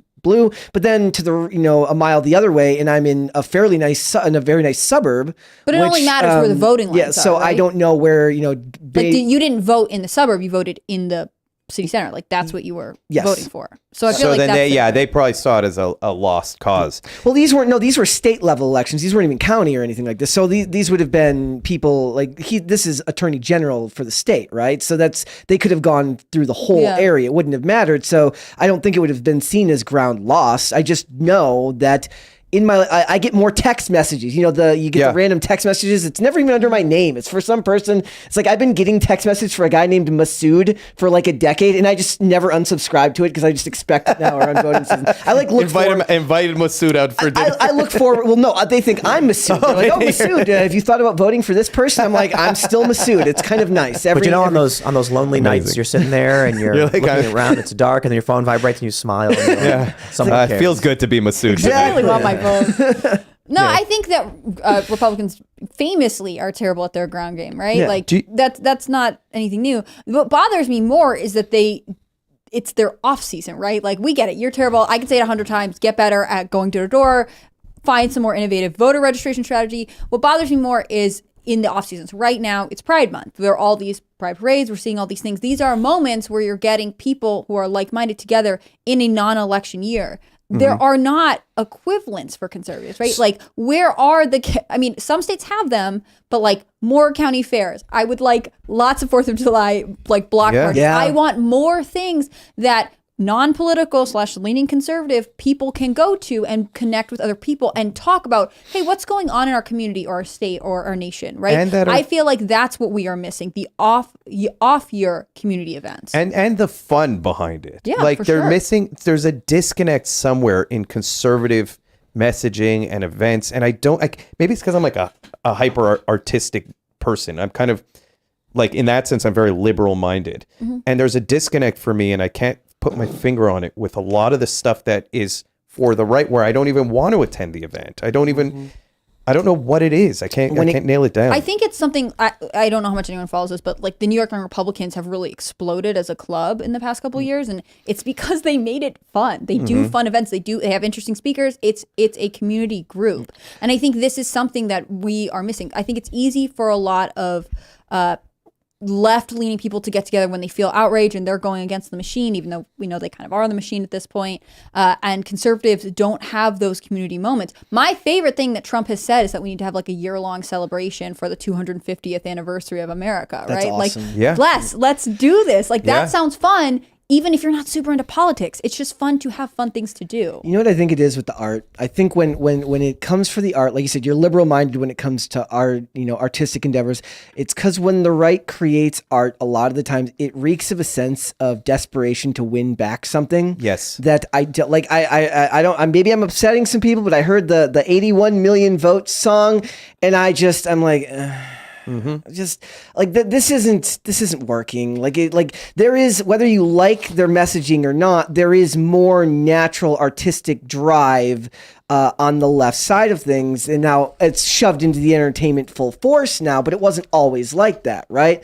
So yeah, they could coalition, better, build better. And I do like the idea of more things that celebrate the country, right? More fun, more patriotism. But isn't it sad that anything that celebrates the country is now inherently a political issue rather than a bipartisan one? Well, that's nuts in itself. We've got breaking news that I want to bring up. This is from Fox News. Thousands protest Sisters of Perpetual Indulgence outside Dodger Stadium hours before start of Pride Night. And we can see someone super chatted us, Bill M, saying Dodger Stadium entrance shut down by protests. So for those unfamiliar, this is a hate group whose sole intention is to insult and mock Christians and Catholics in particular. And they are being given the opportunity to perform their hate speech at Dodger Stadium. Now, for me, I'm all about the First Amendment and stuff like that. So typically it's like, if you're going to have a group and they want to speak their mind and they want to put on a show or whatever, I'm typically okay with it. However, in Los Angeles, they have very, very strict rules against this. So it's surprising that law enforcement allowed this hate speech to persist. and forced the good citizens seeking social justice to come and protest. I would also want to know why the hell so many things that have nothing to do with drag shows now have to do with drag shows. What does sports have to do with it? Everything has who the hell in the good name of middle management was like, you know what would be a good idea? We should have this group out. Like, what does that have to do with baseball? It's giving straight girls who make pride about themselves. You know what I'm saying? I feel like drag has never been as popular until all of these people who had no interest in drag decided we needed drag shows everywhere. But I want to pull up, I have this tweet from Savannah Hernandez. Thousands of Catholics have shut down the main entrance to Dodger Stadium on Vince Scully Avenue in protest of the Sisters of Perpetual Indulgence being honored tonight. They are now lining the sidewalks and have taken over the entire block. I mean, this is what we're talking about. We're talking about conservatives who need to stand up and protest. And I got to point out, too, I probably shouldn't even say conservative. Many of them probably are. Many of them may be Catholic, but Savannah says thousands of Catholics. Perhaps there are thousands of Catholics, but I'm willing to bet there are a lot of just regular Angelinos who are like, hey, we're not okay with this kind of performance, this minstrel show. And not all Catholics are conservative, right? There are liberal Catholics who would see this as an insult to their faith. It's like we forget that there are pro-life Democrats. They're a minority, but their party gave them away. We don't talk about these things because we have decided that, you know, most are like this. But if you were a left-leaning, if you were a liberal Catholic, this would be just as insulting to your faith as if you were a conservative. I do have a feeling that Seamus would tell you there aren't liberal Catholics. There are. I know there them. definitely are. But are they really Catholics then if they're upholding certain values? I think there are a lot of Catholics who disagree about Vatican. Can you be a pro-choice Catholic? No. I would say no, but I am not a practicing Catholic. It's not my decision to Well, what I will say is with. there's certain things, and this kind of gives me hope a little bit. There's certain areas of weakness, like cracks in the structure of the left, where they lose their own party. And I think these are some of the ones. You see, like the trans issue, the vax issue. You know, when they get too extreme on certain issues that go against common sense. Minnesota just legalize late term abortion? And that was just... Yeah, I believe so. That was just a couple of years ago. I was talking to someone, because like I said, I'm from Minnesota, and I was talking to someone and I was explaining about Ralph Northam and what was going on and all of these things. And they're like, that sounds crazy. That's not real. I'm like, no, you have to read this. You have to read the bill. You have to read through all these things. And then they're like, well, that's very fringe. It's not going to expand. That was a couple of years ago. And they're like, that will never come here. I'm like, that'll come here before it'll come a lot of other places, given the way that Minnesota is starting to lean. BLM activist who just got arrested in Canada or charged in Canada for an anti-Catholic hate crime. She blocked a Catholic school and people couldn't get in, I guess. And she was also a very serious pro-abortion activist. She led a huge rally in Calgary and was interviewed, and she was saying we need to speak out about the potential. This is after the Roe decision leaked, and she was saying we need to speak out because what's happening in America could spread to Canada. They could take away our rights to abortion. If they think it could happen, shouldn't we think it could happen, right? Yeah. You know, I thought the timing of the Roe v. Wade decision was a bad move for conservatives. I thought it really hurt. I had a big debate with my dad at the time. He's like, people don't care as much as you think. I'm like, people are single party voters and they vote emotionally. And, you know, when what's his name from Barstool Sports came out and was like, I'm voting left if they go Portnoy? on this. Portnoy made some kind of speech about voting Democrat if this happens. And I was like, man, people are so weird in their decision to just like outrageously stick. No, that makes sense for Portnoy. I mean, his argument, and I'm saying this in all seriousness. I thought his argument was that if he knocks up a woman, he doesn't want to have the kid. Well, that's a fair argument. If that's his argument for being pro-choice. I personally find it morally, I find it to be morally repugnant. Yeah, but at least he's consistent in his. But I don't want to assign views to him. I don't know if that's 100% true. I just remember people saying something like I think he said something about that, like, yo, if you up with a chick and she gets pregnant or whatever, like you got to have that choice or something like that. That's what it's because of ease. A society of ease. Let me just double check that. I want to make sure I'm right about that. No, but that makes sense. I mean, that really does make sense. Yeah. Plenty of men who are like, yes, I am very in support of your abortion rights because I don't want to have to take any responsibility if I screw up. Or, we always say it's women, but I think there are a lot of men who are like, no, please, everything go forward. Everything that women are pushing nowadays, men are secretly very like, women are like, I want the right to be promiscuous. It's like, Doesn't Andrew Schultz do a whole bit about this? Yeah. He's like, we agree, feminists. he goes, the feminists of today are the F-boys of 5 years Man, ago. guys Yeah, are like, what do yeah. you tell me? You don't want me to pay for you? You don't want to work? Free the nipple. Yeah, I agree. Yeah, do we it. want to pay for our own stuff. So- Dudes, get down here. To clarify, I don't have anything of him saying anything like that. He's literally just giving the traditional left argument, women's choice, it's their right, Constitution, etc. Oh, all right. I mean, either way. I'm sure there are other men who have made that argument. I sort of disagree. I think, obviously it was bizarre for the leak, but I think the timing of Roe v. Wade was good for the conservative base. I think conservatives felt like it was a win. Like, yes, maybe there were moderates who got freaked out by it and moved the other way, but you're always battling over Maybe moderates. they could have gotten that win after the midterms. I think that's what at the timing of it is the No, problem. I think midterms are a debacle in a lot of ways, but I think generally seeing that the Supreme Court was going to change this decision was something that helped conservatives. I think they felt like it re-energized them because for so long, I think a lot of conservatives feel like they are battling an uphill. They are battling uphill to defend their values and keep them here. They're always having to compromise on everything, and it was the one time in a long time that they have been like, "Oh no, we were right. This was a bad idea." And the Supreme Court says it should go back to the stage, which was also the crazy thing because the left went into hysterics about this, and they were like, "You're challenging abortion everywhere," and it's like, kind of, if your state wants to have it, you can. And yeah, but it's the messaging, and the right never gets an opportunity to put out the right message. You'll never get the media to back a message that's right. So, like, I've even made arguments to people who are very left leaning, and I've gotten them on board with it by just saying I don't think the government should have a say one way or the other, because they could eventually lead to a complete restriction on it if you feel like they should be. Which is what they tried to ask Trump about at the town hall. Like, this is, they are only operating, they only want this to be a federal issue. The fact that this is the compromise, it's a state's issue, as it always should have been, is not enough. I disagree. I don't think it should be a state issue. Really? Yeah, I think overturning Roe v. Wade is wrong. It should be a federal issue, and it should be federally regulated.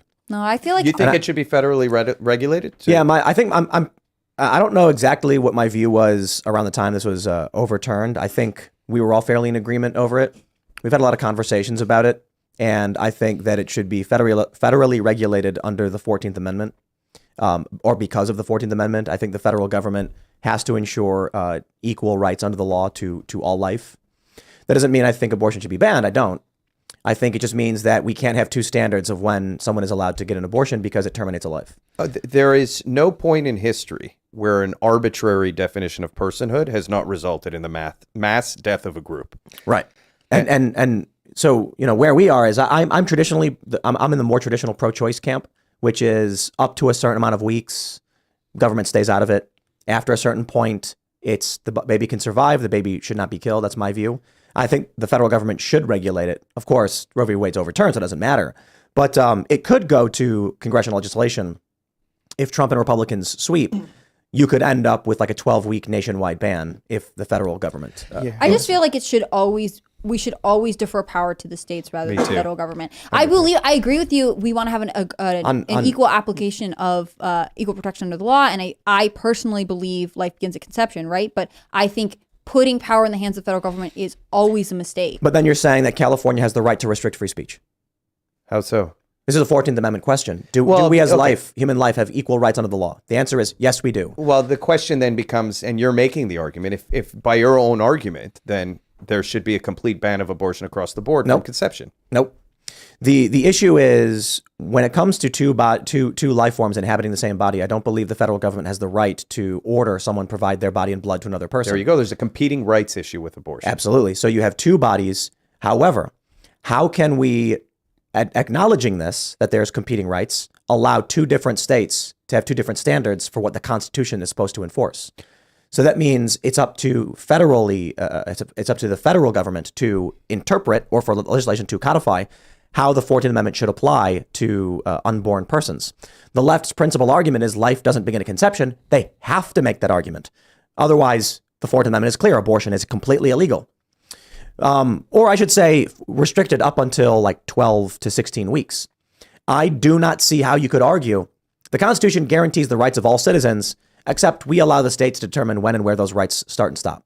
You can't. Well, the problem is, again, with definitions of personhood. And again, I think any made up definition of personhood, other than it is a human life, by your own definition, is a dangerous one, even in a competing rights issue, because you're comparing two different rights. You're not competing of the right to life of the mother to the right to life of the fetus. You're comparing the right to terminate because of dependency to the right to life. And so the right to terminate, or the right of dependency, is a much lesser right than your right to life. In other words, if I connected you to me right now, and we had a accord by my own choice, by my own action, I forced your dependence onto me.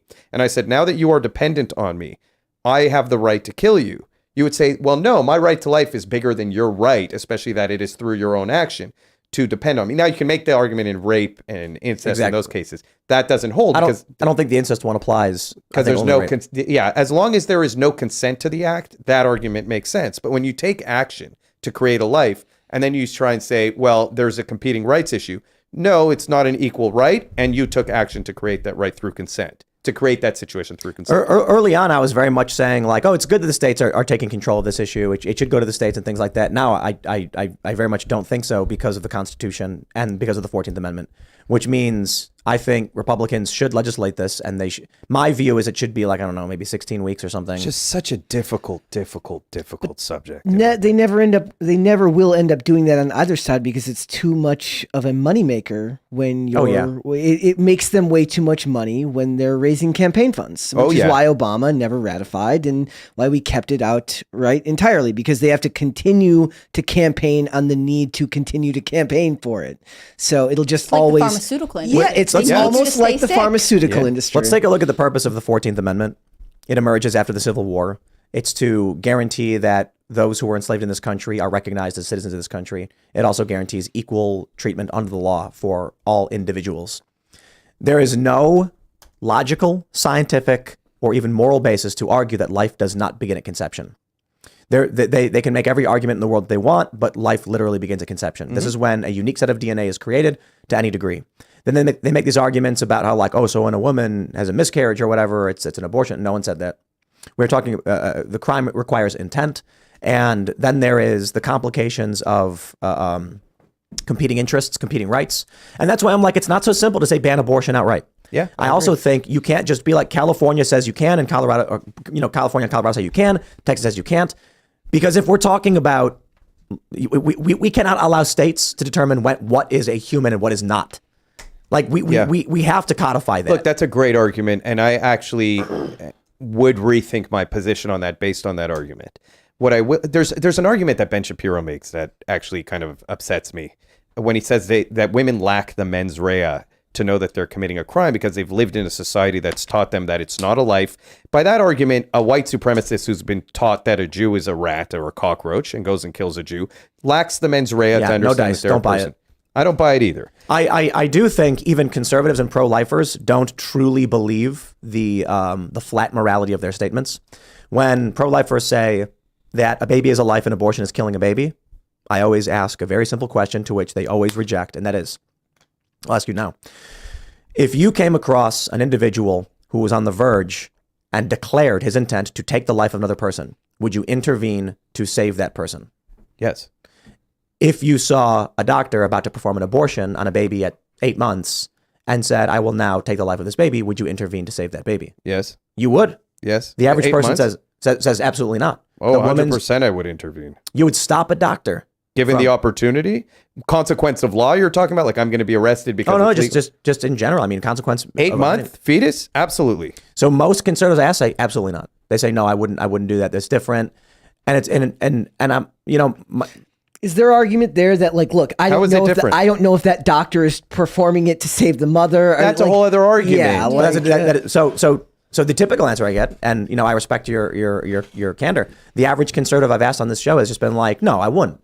It's like they're performing. I'm like, so you do see it differently. You don't see it exactly the same. But it sounds like you do. I see a abortion at 8 months where there is no medical risk. If it's, again, under extenuating circumstances, which, again, I might argue the same thing of self-defense. If someone was about to kill you and you were about to fight back and kill them, I'd be like, okay, I wouldn't intervene. But in the sense of it's just an abortion, there's no risk to the woman other than what is normally expected in a pregnancy, yes, I would intervene and say that is very disturbing. Is it also still considered, like in states where abortion is legal, is it also still considered double murder if you end up killing a pregnant mother? So it's there's there's liberal states. Where that is. You can get charged with double murder. Yeah. So in this documentary I shot, one of the things I did is I interviewed people, and we did it in LA, where everyone is very pro-choice. And one of the first questions I asked them is that exact question: if there's a man who dates a woman, she gets pregnant, 3-4 months down the road, he decides he doesn't want the baby, so he stabs the woman, and she dies and the baby dies, is that double homicide? They all said yes. And I said, is abortion the taking of a life? And they said no. And they tried to rationalize it so hard. You saw the viral clip we had on this show with the leftists who said that he believes women should get abortions whenever they want, but that women shouldn't be allowed to do meth because meth intentionally kills the baby. And I'm just like, come on. So you can do it, you just can't have fun while you're doing it. Yeah. Same. What about alcohol? What we need is rule of law. I think back to, I read a lot about the Civil War, considering. And the problem is you have different states with a different standard on what is a human life and what constitutes human rights. And now you have the argument over whether or not an unborn baby is a human life, but it unquestionably is by all medical standards, by every definition. And then the left comes up with arguments that it's not a human life because of sentience, because of emotion or whatever. We've even had a leftist on the show argue, I said, when do you think life begins? And he said, some point after birth. And I'm like, well, that's just not legal. It's not moral. So there are some very serious and complicated moral questions that pertain to how this stuff happens in this country. Well, personhood over human life is the danger, right? Because personhood usually is argued as sentience or self-consciousness, self-awareness. And self-awareness could arguably happen at 3 years old, logical thinking at 11. Are they saying that then they're not going to assign you your social security number or your birth certificate until you've had your first conscious thought? I don't know what they're like. That doesn't hold water to me. Oh, I debated someone on abortion. They literally told me that it should be allowed up. And if you don't have a social security card, you're not a human being. Thinking about the overturning of Roe v. Wade and why I think it's probably wrong is that this is more likely to lead us to civil conflict in this country. Because what was a federally settled issue, and I think what I'm basically saying is that the original interpretation probably was the better one. The issue is now you have states in active conflict over a personhood question, and that's not going to go well. We also have to ask the same question about these child sex change operations that are happening in these other states when they can take someone's kid away and then reject subpoenas and warrants. I think the challenge is when the federal government cedes a constitutional personhood ruling, you'll end up with states at extreme moral odds with each other where we are now. And then at a certain point, someone just says, I can't allow this evil to persist in this country. And they're not going to wait for legislation. And that's a dark thing. I guess I'd rather have the debate, right? I'd rather have the debate over personhood happen at state levels because I think that's more effective in changing minds. Perhaps, but I just feel like it makes the argument that any constitutional right can be legislated on in any state. I think we should have a debate then. I always feel, I don't. I think my rights aren't up for a vote, and if the Constitution guarantees my right to keep and bear arms, no state should be allowed to restrict it. I think by legislating at the federal level, which may be the right thing to do, it's just my opinion that returning more power to the federal government is always a mistake. I think personally that we should have as much debate about our rights constantly all the time because that's the only way to defend them. And I think if you want to convert people's minds about when life begins, it's more likely to be effective at the state level. If someone who doesn't believe you hears, well, they made it, if they passed a federal restriction on abortion, you can't have abortion after 12 weeks, they are going to see the federal government as this oppressive patriarchal society, and they will never change their mind about it. They'll see as their moral right. They're not going to change their mind anyway. And that's fine. Look, that's why I think it's better. You're more likely to win people at the state level. It's not even that the Supreme Court said it goes to the states. It's that they said the Supreme Court shouldn't rule on it. Yeah. So the real issue goes to Congress. I'd be happy for it to go to Congress, except I just personally feel like this is something that should be legislated at the state level.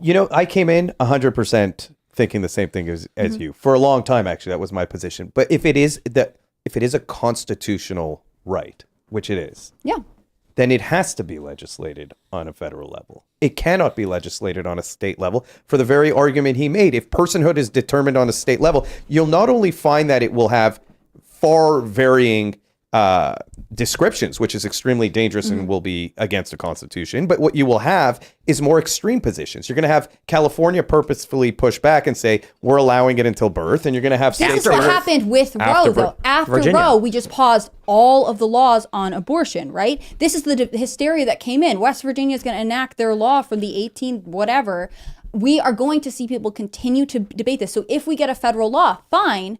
But until that federal law is repealed or intact in some way, you always need to have a fallback at the state level to decide how you're going to regulate these things. Sorry, go ahead. No, finish. Oh, I was going to say, like, I understand that at a certain level, our Constitution is set at the federal level, but I think ultimately, if you don't have strong systems in place in the states, it all falls apart as soon as the federal government changes.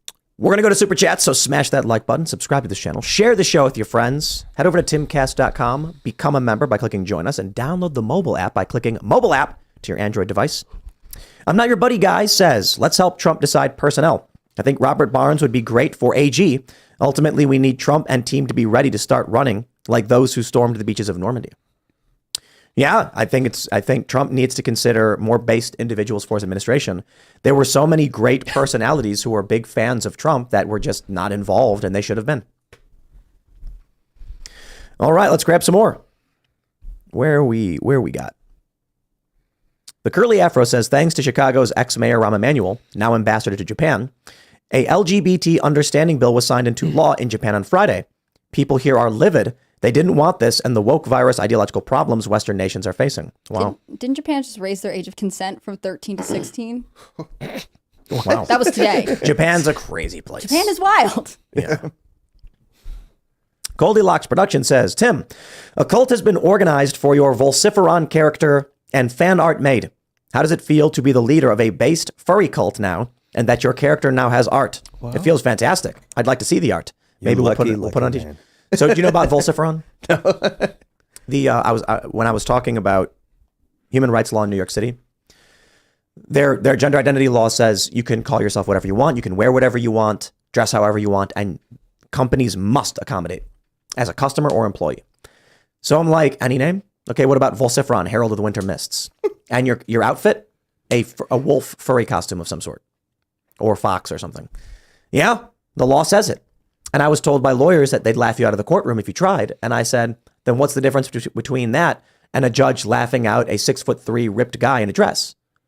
You know, if a judge thinks something's ridiculous, then he has the right to just reject the law. Tough questions. So that's what I'm telling people. I'm like, if they really want to subject you to these rules, entertain the rules.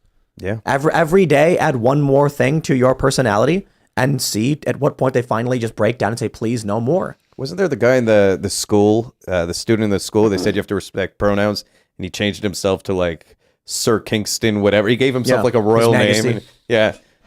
But imagine this. Imagine you work somewhere that's doing this. One day you wear a tail, you clip it to the back of your pants. And then you say it's part of my identity. They're probably not going to care. Then the next day, you do that for a week. Then next week you wear little paw gloves. You can still use your fingers. And then they won't say anything. Then the next week you wear wolf boots. And they probably might not still say anything. Then the next week you wear the mask. And now they're saying, look, what are you doing? You say, this is part of my identity. If at this point they complain, you've now got very serious precedent on your side. You can say, I've been identifying this way for over a month. I have worn these items without consequence, without complaint. But all of a sudden they start taking issue with my gender identity. And they're going to ask me like, has he been wearing this stuff for a month? Well, yeah, but not the mask. But so you knew he was doing this and you didn't say anything about it. Yes. Well, then how are you going to complain?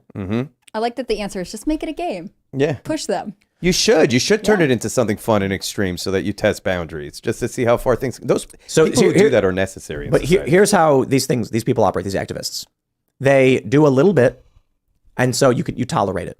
Then the next day they do a little bit more and you tolerate it. Then the next day you do a little bit more, and then before you know it, a year's gone by and everything's changed. The new normals. The story we like to tell is about eBay. When they first launched, the website was yellow. One day they changed it to white. Everybody revolted. No, they were all mad. So they changed it back. Then, from that point on, every day, they slowly incremented it one shade at a time towards white until a year later the website was white and no one complained. Nobody noticed. This is true? Yep. Well, that is a perfect tactic that's happened in society across the board. When it comes to the Vociferon thing, though, if you were to do something like this and you genuinely identified this way, there are a lot of people who are furries and they genuinely decided to do this. At a certain point, you're going to see that these businesses will not allow it, but they have no choice. It's the law. And so be yourself. Don't hold back just because you have a fursuit. Wear the full. Look, if someone who's listening to this is a full on furry with a fursuit, go to work. Go to your job and say, hey, look, it's protected. I almost came here in a furry suit. Opted not to. Huh? What made you change your Well, mind? we would have respected it. Yeah, We'd let you done it. I pulled back at the last second. It always I got makes me think nervous. of like I always think men who are super into the gym should go to their doctors and ask for steroids because it's gender affirming care. They want to affirm how masculine they are. I never understand why this hasn't happened yet. And maybe it has, and It is TRT. It's starting to happen. TRT is fantastic. For All the right. people, it's fantastic. John Kelbaugh says, I found a short story about the idea of using augmented reality technology to filter out facts and opinions that you don't agree with. Read The Price of Consensus of r/HFY. Wasn't there a Black Mirror episode about that? Where you could block people in real life and then they just like get grayed out and you get banned in real life. Nobody could see you. And that is coming. That's wild. That I actually believe is not so, especially with the new trend toward augmented reality in general, the new Apple glasses. But even with that stuff, it's not like you can't see underneath or outside. Like No, you but see who the eventually you person is. can. I mean, eventually the technology is going to become much smaller, when and they put it in eventually your they're going to be contact able, lenses. Neuralink and they'll be Ugh, able gross. to erase things from your vision. and your memory. They'll be able to for sure. I Would you don't get think it's going to Neuralink? take off. No, You don't? either. I don't think that Apple headset's going to take off because, like, with phones, when the smartphone came out, we were using phones for decades. I can't think of the similar device. No. Incorrect. We did not use capacitive Sure. touch devices ever. But the phone call was something that we had established as like a normal routine part of our lives. And the phone call will be the apparatus by which we get these implants and things. I'm telling you, what I see happening is, how is it that everybody got a cell phone? Well, some people had cell phones, other people didn't. And then Jobs started saying, you got a cell phone? Well, we would really like it if you did. Then it got to the point where now, if you go to a company and you try to get a job and they'll be like, what's your cell number? You say, I don't have one. They'll be like, what? Like, how do we get in touch with you? We have meetings. Like, you need a phone. No, I just have a landline at home. That's unacceptable. We're like, how do we get in touch with you? I don't have email either. I just have a phone. No, you have to have it. So what's going to happen with Neuralink is it'll happen. And then a bunch of companies will adopt it and their employees will just say whatever. The employees who don't like it will be like, well, I guess I have no choice. And then within 2 years, you'll try to apply for a job and they'll be like, and what's your Neuralink ID? And you'll say, well, I don't have one. And they'll go, well, all of our meetings are in neural space. And you'll say, I don't have one. They'll be like, look, if you can't make the meetings, then I don't know what we can do for you. You know, the augmented reality thing especially is an interesting one because it's, as much as people think it's like an elitist, expensive product, it's actually a product that would greatly change the lives of people who are poor because you could come into a completely rundown building and through augmented reality, have your big screen TV that you didn't pay for, have beautiful floors, at least in your view. You could build entire cities with just QR codes on the walls, amusement parks that are just entirely generated by QR codes. And it would cost nothing. I'm picturing like somebody, they're walking in their augmented apartment with these beautiful like floors, and then they get like a sliver and it just completely breaks the immersion. Oh, see, I was thinking they would run into someone who also thinks they live there and that they're in a relationship, but like you're not interacting with them because in your reality, you don't know that person. Yeah. In their reality, you're like their wife or whatever. Like, Hate it when that I feel like it would get super Real life. weird. Imagine permafilters. But that's what I mean. Like you'd be asking everyone to live in their own augmented reality, and so we would have no connection to each other, and so you'd have no idea how anyone. You already kind of do interacts. that when you think about like And your I phone, hate and it. when you think of your phone and where you get your information, you kind of are living in a different reality from 100%, somebody who gets their information from somewhere else. So how far off is it really? Let's read this one. Raymond G. Stanley Jr. says, Hannah Claire, you don't have to worry about watching Fast and Furious 10. It's definitely the worst of them all. What say you, the panel? No. Oh, we were supposed to have our seen it. we're supposed to have our Sir. Fast and the Furious marathon today. I Who think. is this? I forgot. Who is this? Is this a Jason? This is Jason That's Momoa, Raymond newest G. one? Stanley Jr. No. Raymond, I don't know. Raymond, you are wrong, my friend. I'm sorry. Tim will disagree with me. I haven't seen it. 9. No, but I'm just saying 9 is by far the least impressive of the Fast What? and the Furious. Yes. They went to space. Which one? I That's don't- the one where they go to outer Look, space? I don't Yeah. care. I get it, but the Very impressive. self-referential humor in that one is bad. He is wrong. 10 is fine. It's good. I almost like I don't- living in suspense. Like I can't fulfill this wager because I can't come up with opinions on these things. Like that would kill this debate. I They don't had want to do an that. opportunity to give Dom superpowers. I am not joking, okay? They already have Idris Elba in the Fast universe, who's a cybernetic super soldier, okay? So when they went to space, I'm telling you, what should have happened was there should have been a technologically advanced like super reactor in a car, and they're doing like an experiment. Dom's driving it, and then Ludacris is like, hit the warp drive, and then he hits it, and then he's like, it's not working, it's malfunction. He's like, abort, hits the abort, but then electrical charge just boom, I'm telling and this you, big wave hits the whole crew, and they all get superpowers. the reason the movies still work is because as ridiculous as every single one of them is, Vin Diesel plays it completely straight, and that's why you can still buy into it. Because as much as Ludacris, He could have done that. Could have done that with superpowers. like, Yes. it's And it would still be about family. Every time As Brett long as talks it's about this, family. he comes up with another way to justify this movie series. Because he's making hold on. billions. Check it out. No, Brett. Hear me out. Transformers Fast crossover. Oh, It writes itself. that is a genius idea. I could see that happening he's- also. and they're Dom's doing driving Bumblebee? Dude. Plus, Everybody would want to watch that. They're doing Hasbro Cinematic Universe with G.I. Joe, and The Rock already played in one of the G.I. Joe movies, so you can automatically cross them over right there. Yes, because we Multiverse. need more cinematic Yes. universes. Rock is coming back for Fast Yep. 47. Yeah. 11. And they're supposedly still going to make the female one. The female Rock? They're making a female Fast and the Furious. Like I'm down. I don't Yeah. care. Like, you Why? can say, Yeah. dude, but they gotta get, okay, maybe not superpowers, but it would be cool if like The Rock, like in the beginning of the movie, he gets like, okay, so they already have Idris Elba. A terrorist gets like a microwave cannon, a new experimental energy weapon, and he fires it, and Dom like pushes The Rock out of the way, but The Rock's arm gets blasted, and it just vaporizes. he just becomes Jax from Mortal Kombat. But they Yeah, give he him needs to lose one, both arms. one big, like, massive cyber arm. Yeah. That's like he punches the ground and launches him in the air. Dude, come on. He's just Will Smith from the Robot movie. If he gets one arm, he needs two arms, and it needs to be Jax. I do feel like any movie is better when people have superpowers. Well, I'm just It saying, like, doesn't they're matter what the there. movie They went to is. space. It made sense. Multiverse. Raymond G. Stanley is Multiverse. wrong. He just Fast knew that 10 this is would spark a fantastic. debate. It's just he's wrong. I'm sorry. Multiverse, dude. I don't know, man. It's a hot topic. I can't, how long have these movies been around? They're this controversial. 48 First one came years. out in 48 2001. years. First one came out in 2001. So Lord. we're over the 20-year mark now. Omega Rosetsu says, I am black, but identified with Dirty Claw Logan, Wolverine, as a kid in the early 80s. I gave less than a rat's ass that Wolverine was white. Or that he was really short, like that. Dude, Yeah, Static played Shock by was Hugh my... Jackman, who is like who's 6 foot. super tall. Yeah. Like, they just can't do the character justice. They could have had Tom Cruise do it. And for he all should they have a know. Canadian accent. Yeah. Let's be honest. here. Static Shock was my favorite superhero show when I was a kid. I thought the show was fantastic. I thought I just like the way they did. For those unfamiliar, familiar, it's Virgil Hawkins, I believe his name is. He's got electric powers. The story they did in the cartoon is that he's being forced or pressured to join a gang. There's a gang fight at the docks. He's given a gun. He throws it into the water. He doesn't want to do it. And then when the police come and fire tear gas, it causes an explosion, which leaks this experimental chemical over all of these gangbangers. And now you've got one kid who didn't want to be there, who gets superpowers, and a whole bunch of gangbangers who have superpowers, and many of them become criminals. I just thought that was like a cool concept. That's an actual Marvel thing, isn't it? DC. DC, yeah, because I have. Well, the it comic wasn't books. originally, but DC, Warner Brothers got the rights, and now it's now it is DC. I'm pretty sure. Yeah. Okay, because I remember a comic book of Static Shock Yep. when I was a Yes, kid. they That's should. what I know. If they it did a from. Static movie, Yeah. Don't That you would think be they so ruin cool. it though? I always hated Yeah. when they adapted like books. that I The loved. modern static comics are bad.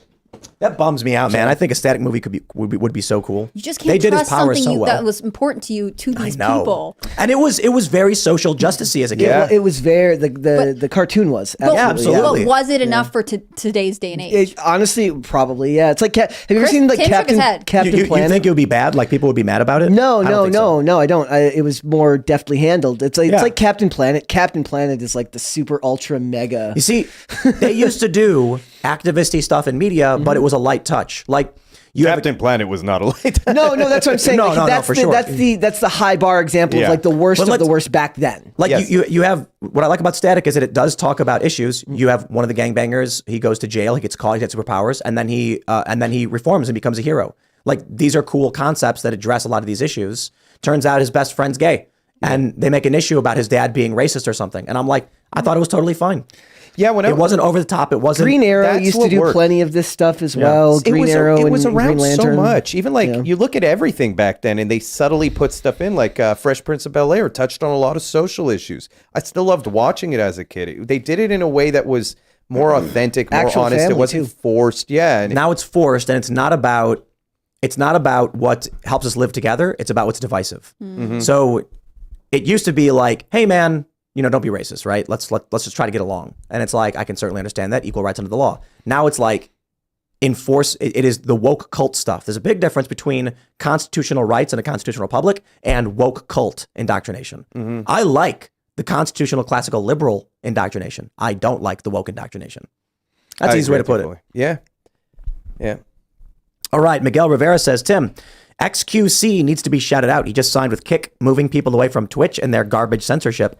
Big deal for culture war. Do you know about that? I read about that earlier today. There's a lot of people that are talking about moving to Kick. That's becoming a big thing. Also because Twitch gave the 70-30 split to people, but it's like impossible standards to meet if you actually for profits. Like if you actually want it, like the requirements to do that, limit it down to like only the top of the top creators, which is not really all that fair. So it's a very interesting space to see how all that stuff is playing out, because there is a real time, like if you saw the thing the other day, Andrew Tate did a 432,000 concurrent live stream on Rumble.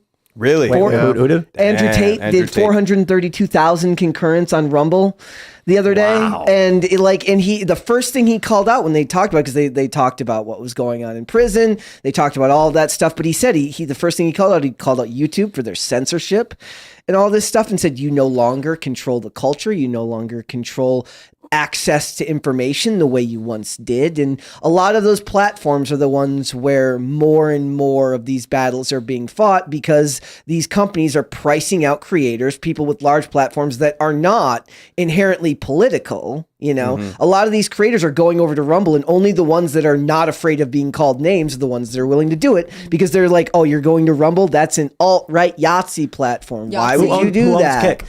Yeah. I don't know. I don't know who owns it, but this deal is massive. It's like $100 million over 2 years, and that puts him into like top 10 for all athletes ever for contracts. It's an insane number. A lot of people are comparing this to when Microsoft launched Mixer, but that was pretty woke and had all these rules and stuff.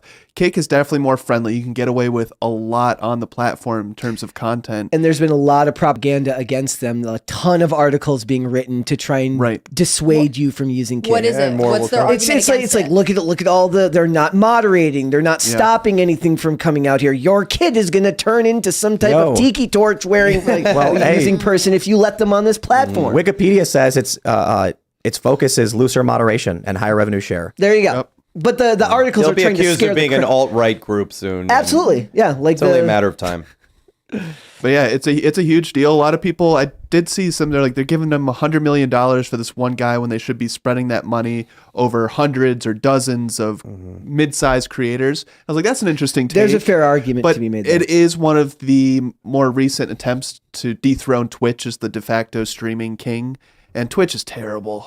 They're so bad. I just don't like them. Well, it's resulted in PR, which is good. I mean, we're talking about it, so obviously there's some value in that. Yeah, absolutely. That's wild. The biggest deal of all time, he's streaming right now. Well, good. Twitch is bad. Twitch is very bad. Wait, you don't like hot tub streams? What are you telling me?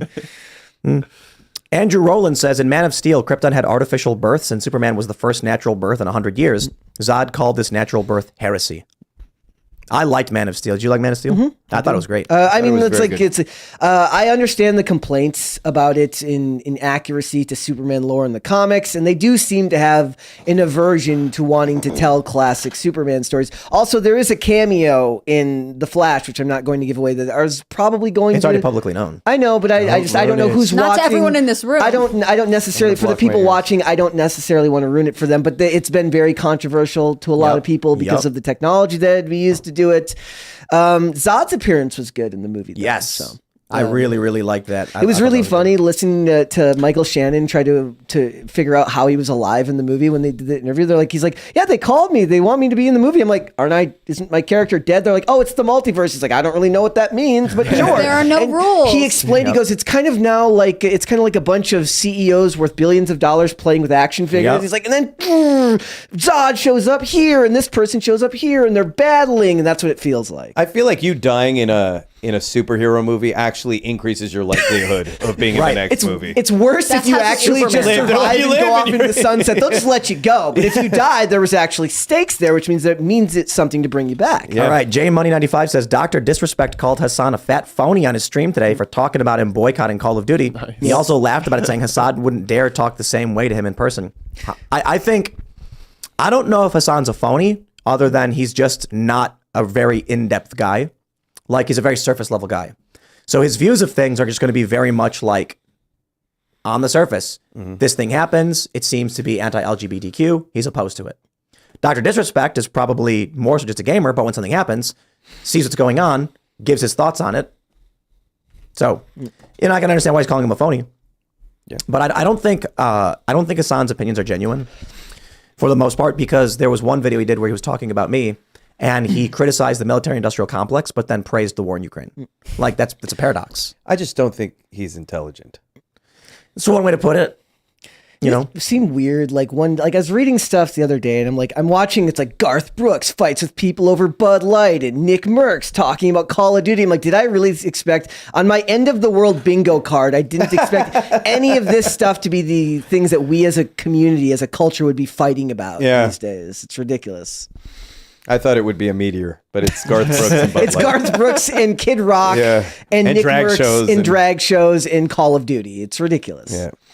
Shannon says, bank your vote is the Republicans early voting for 2024. Vote early if you can, not just on election day. Absolutely.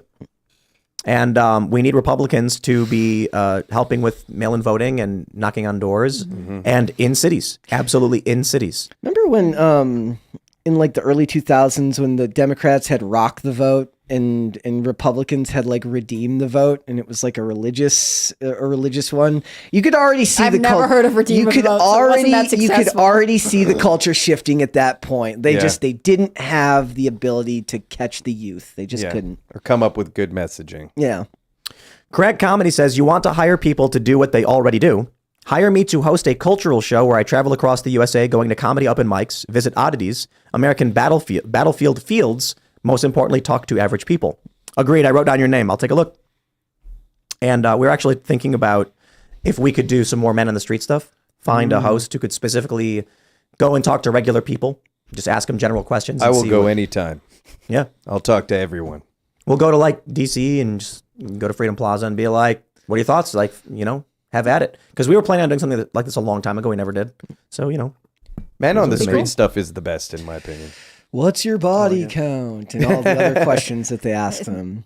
The best question. Yeah, what do you rate this guy? It's really funny because John Boy Media, which is like a baseball, like they used to just do baseball commentary. It started out as a YouTube channel, which has grown into like a very, very large media company because it got very big. Now they've started to do stuff like that. And first they expanded into other sports and all of this other content. And they're great as far as how they actually market. Their social media is great. Now you see them doing these man on the street type things. And everybody in the comments is like, please, no, not Barstool. Don't become Barstool. Yeah. Anything but that. I think well done man on street stuff is the best way to take like the sociological thermometer of our country, right? Like you can really see some interesting psychological and sociological developments at work.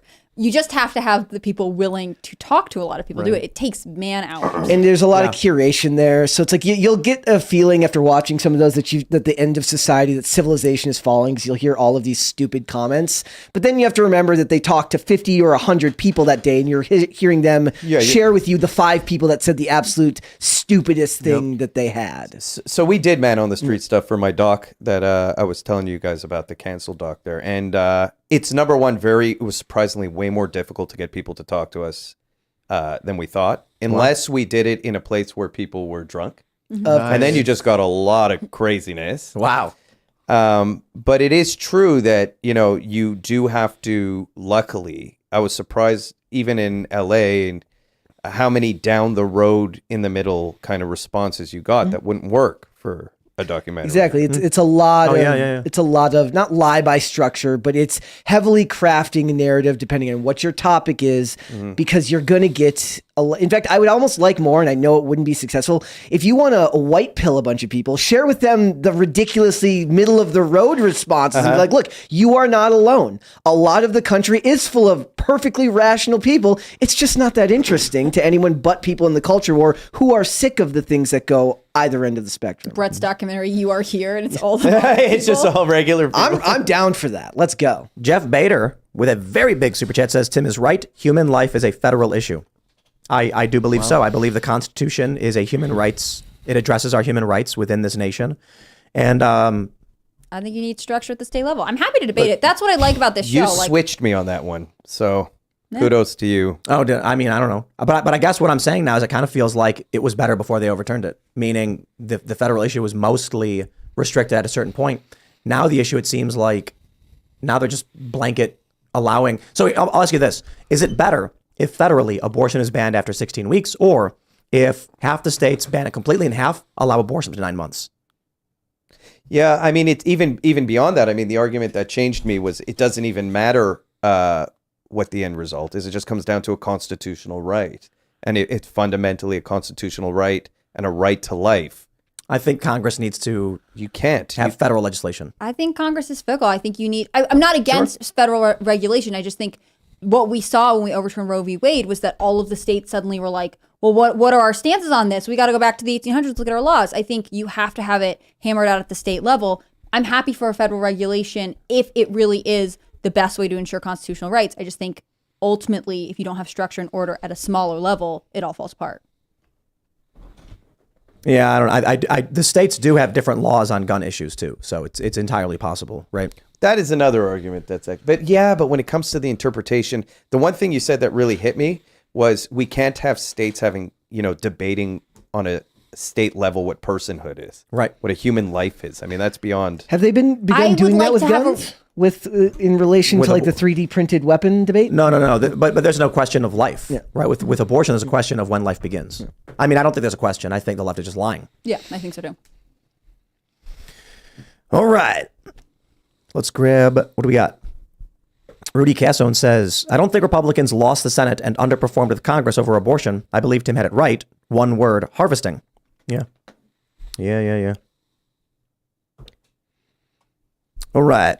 Grislock says, today you could make Captain Planet a movie starring Greta Thunberg with a Musk-Trump analog as the villain, and you'd still get in trouble for not making the Cap a trans woman of color. Do they do anything with Captain Planet? Does he get movies these days? No, I have not seen anything. I like Captain Planet. You know what I don't like about Captain Planet? They never use their rings. Have you noticed that? Yeah. Don't they use heart? They say it, but very rarely do they ever actually use their rings, and they almost only ever summon Captain Planet. And I'm like, dude, you can shoot fire out of that ring. Did you see the live action remake where Captain Planet is like a butcher? Was it Don Cheadle or? Yes. It's amazing. I like Greasy Tails version on YouTube. I haven't seen it. He's fat, and it's because he eats birds, but the birds eat plastic, and the plastic can't be digested, so he gets getting fatter and fatter. Amazing.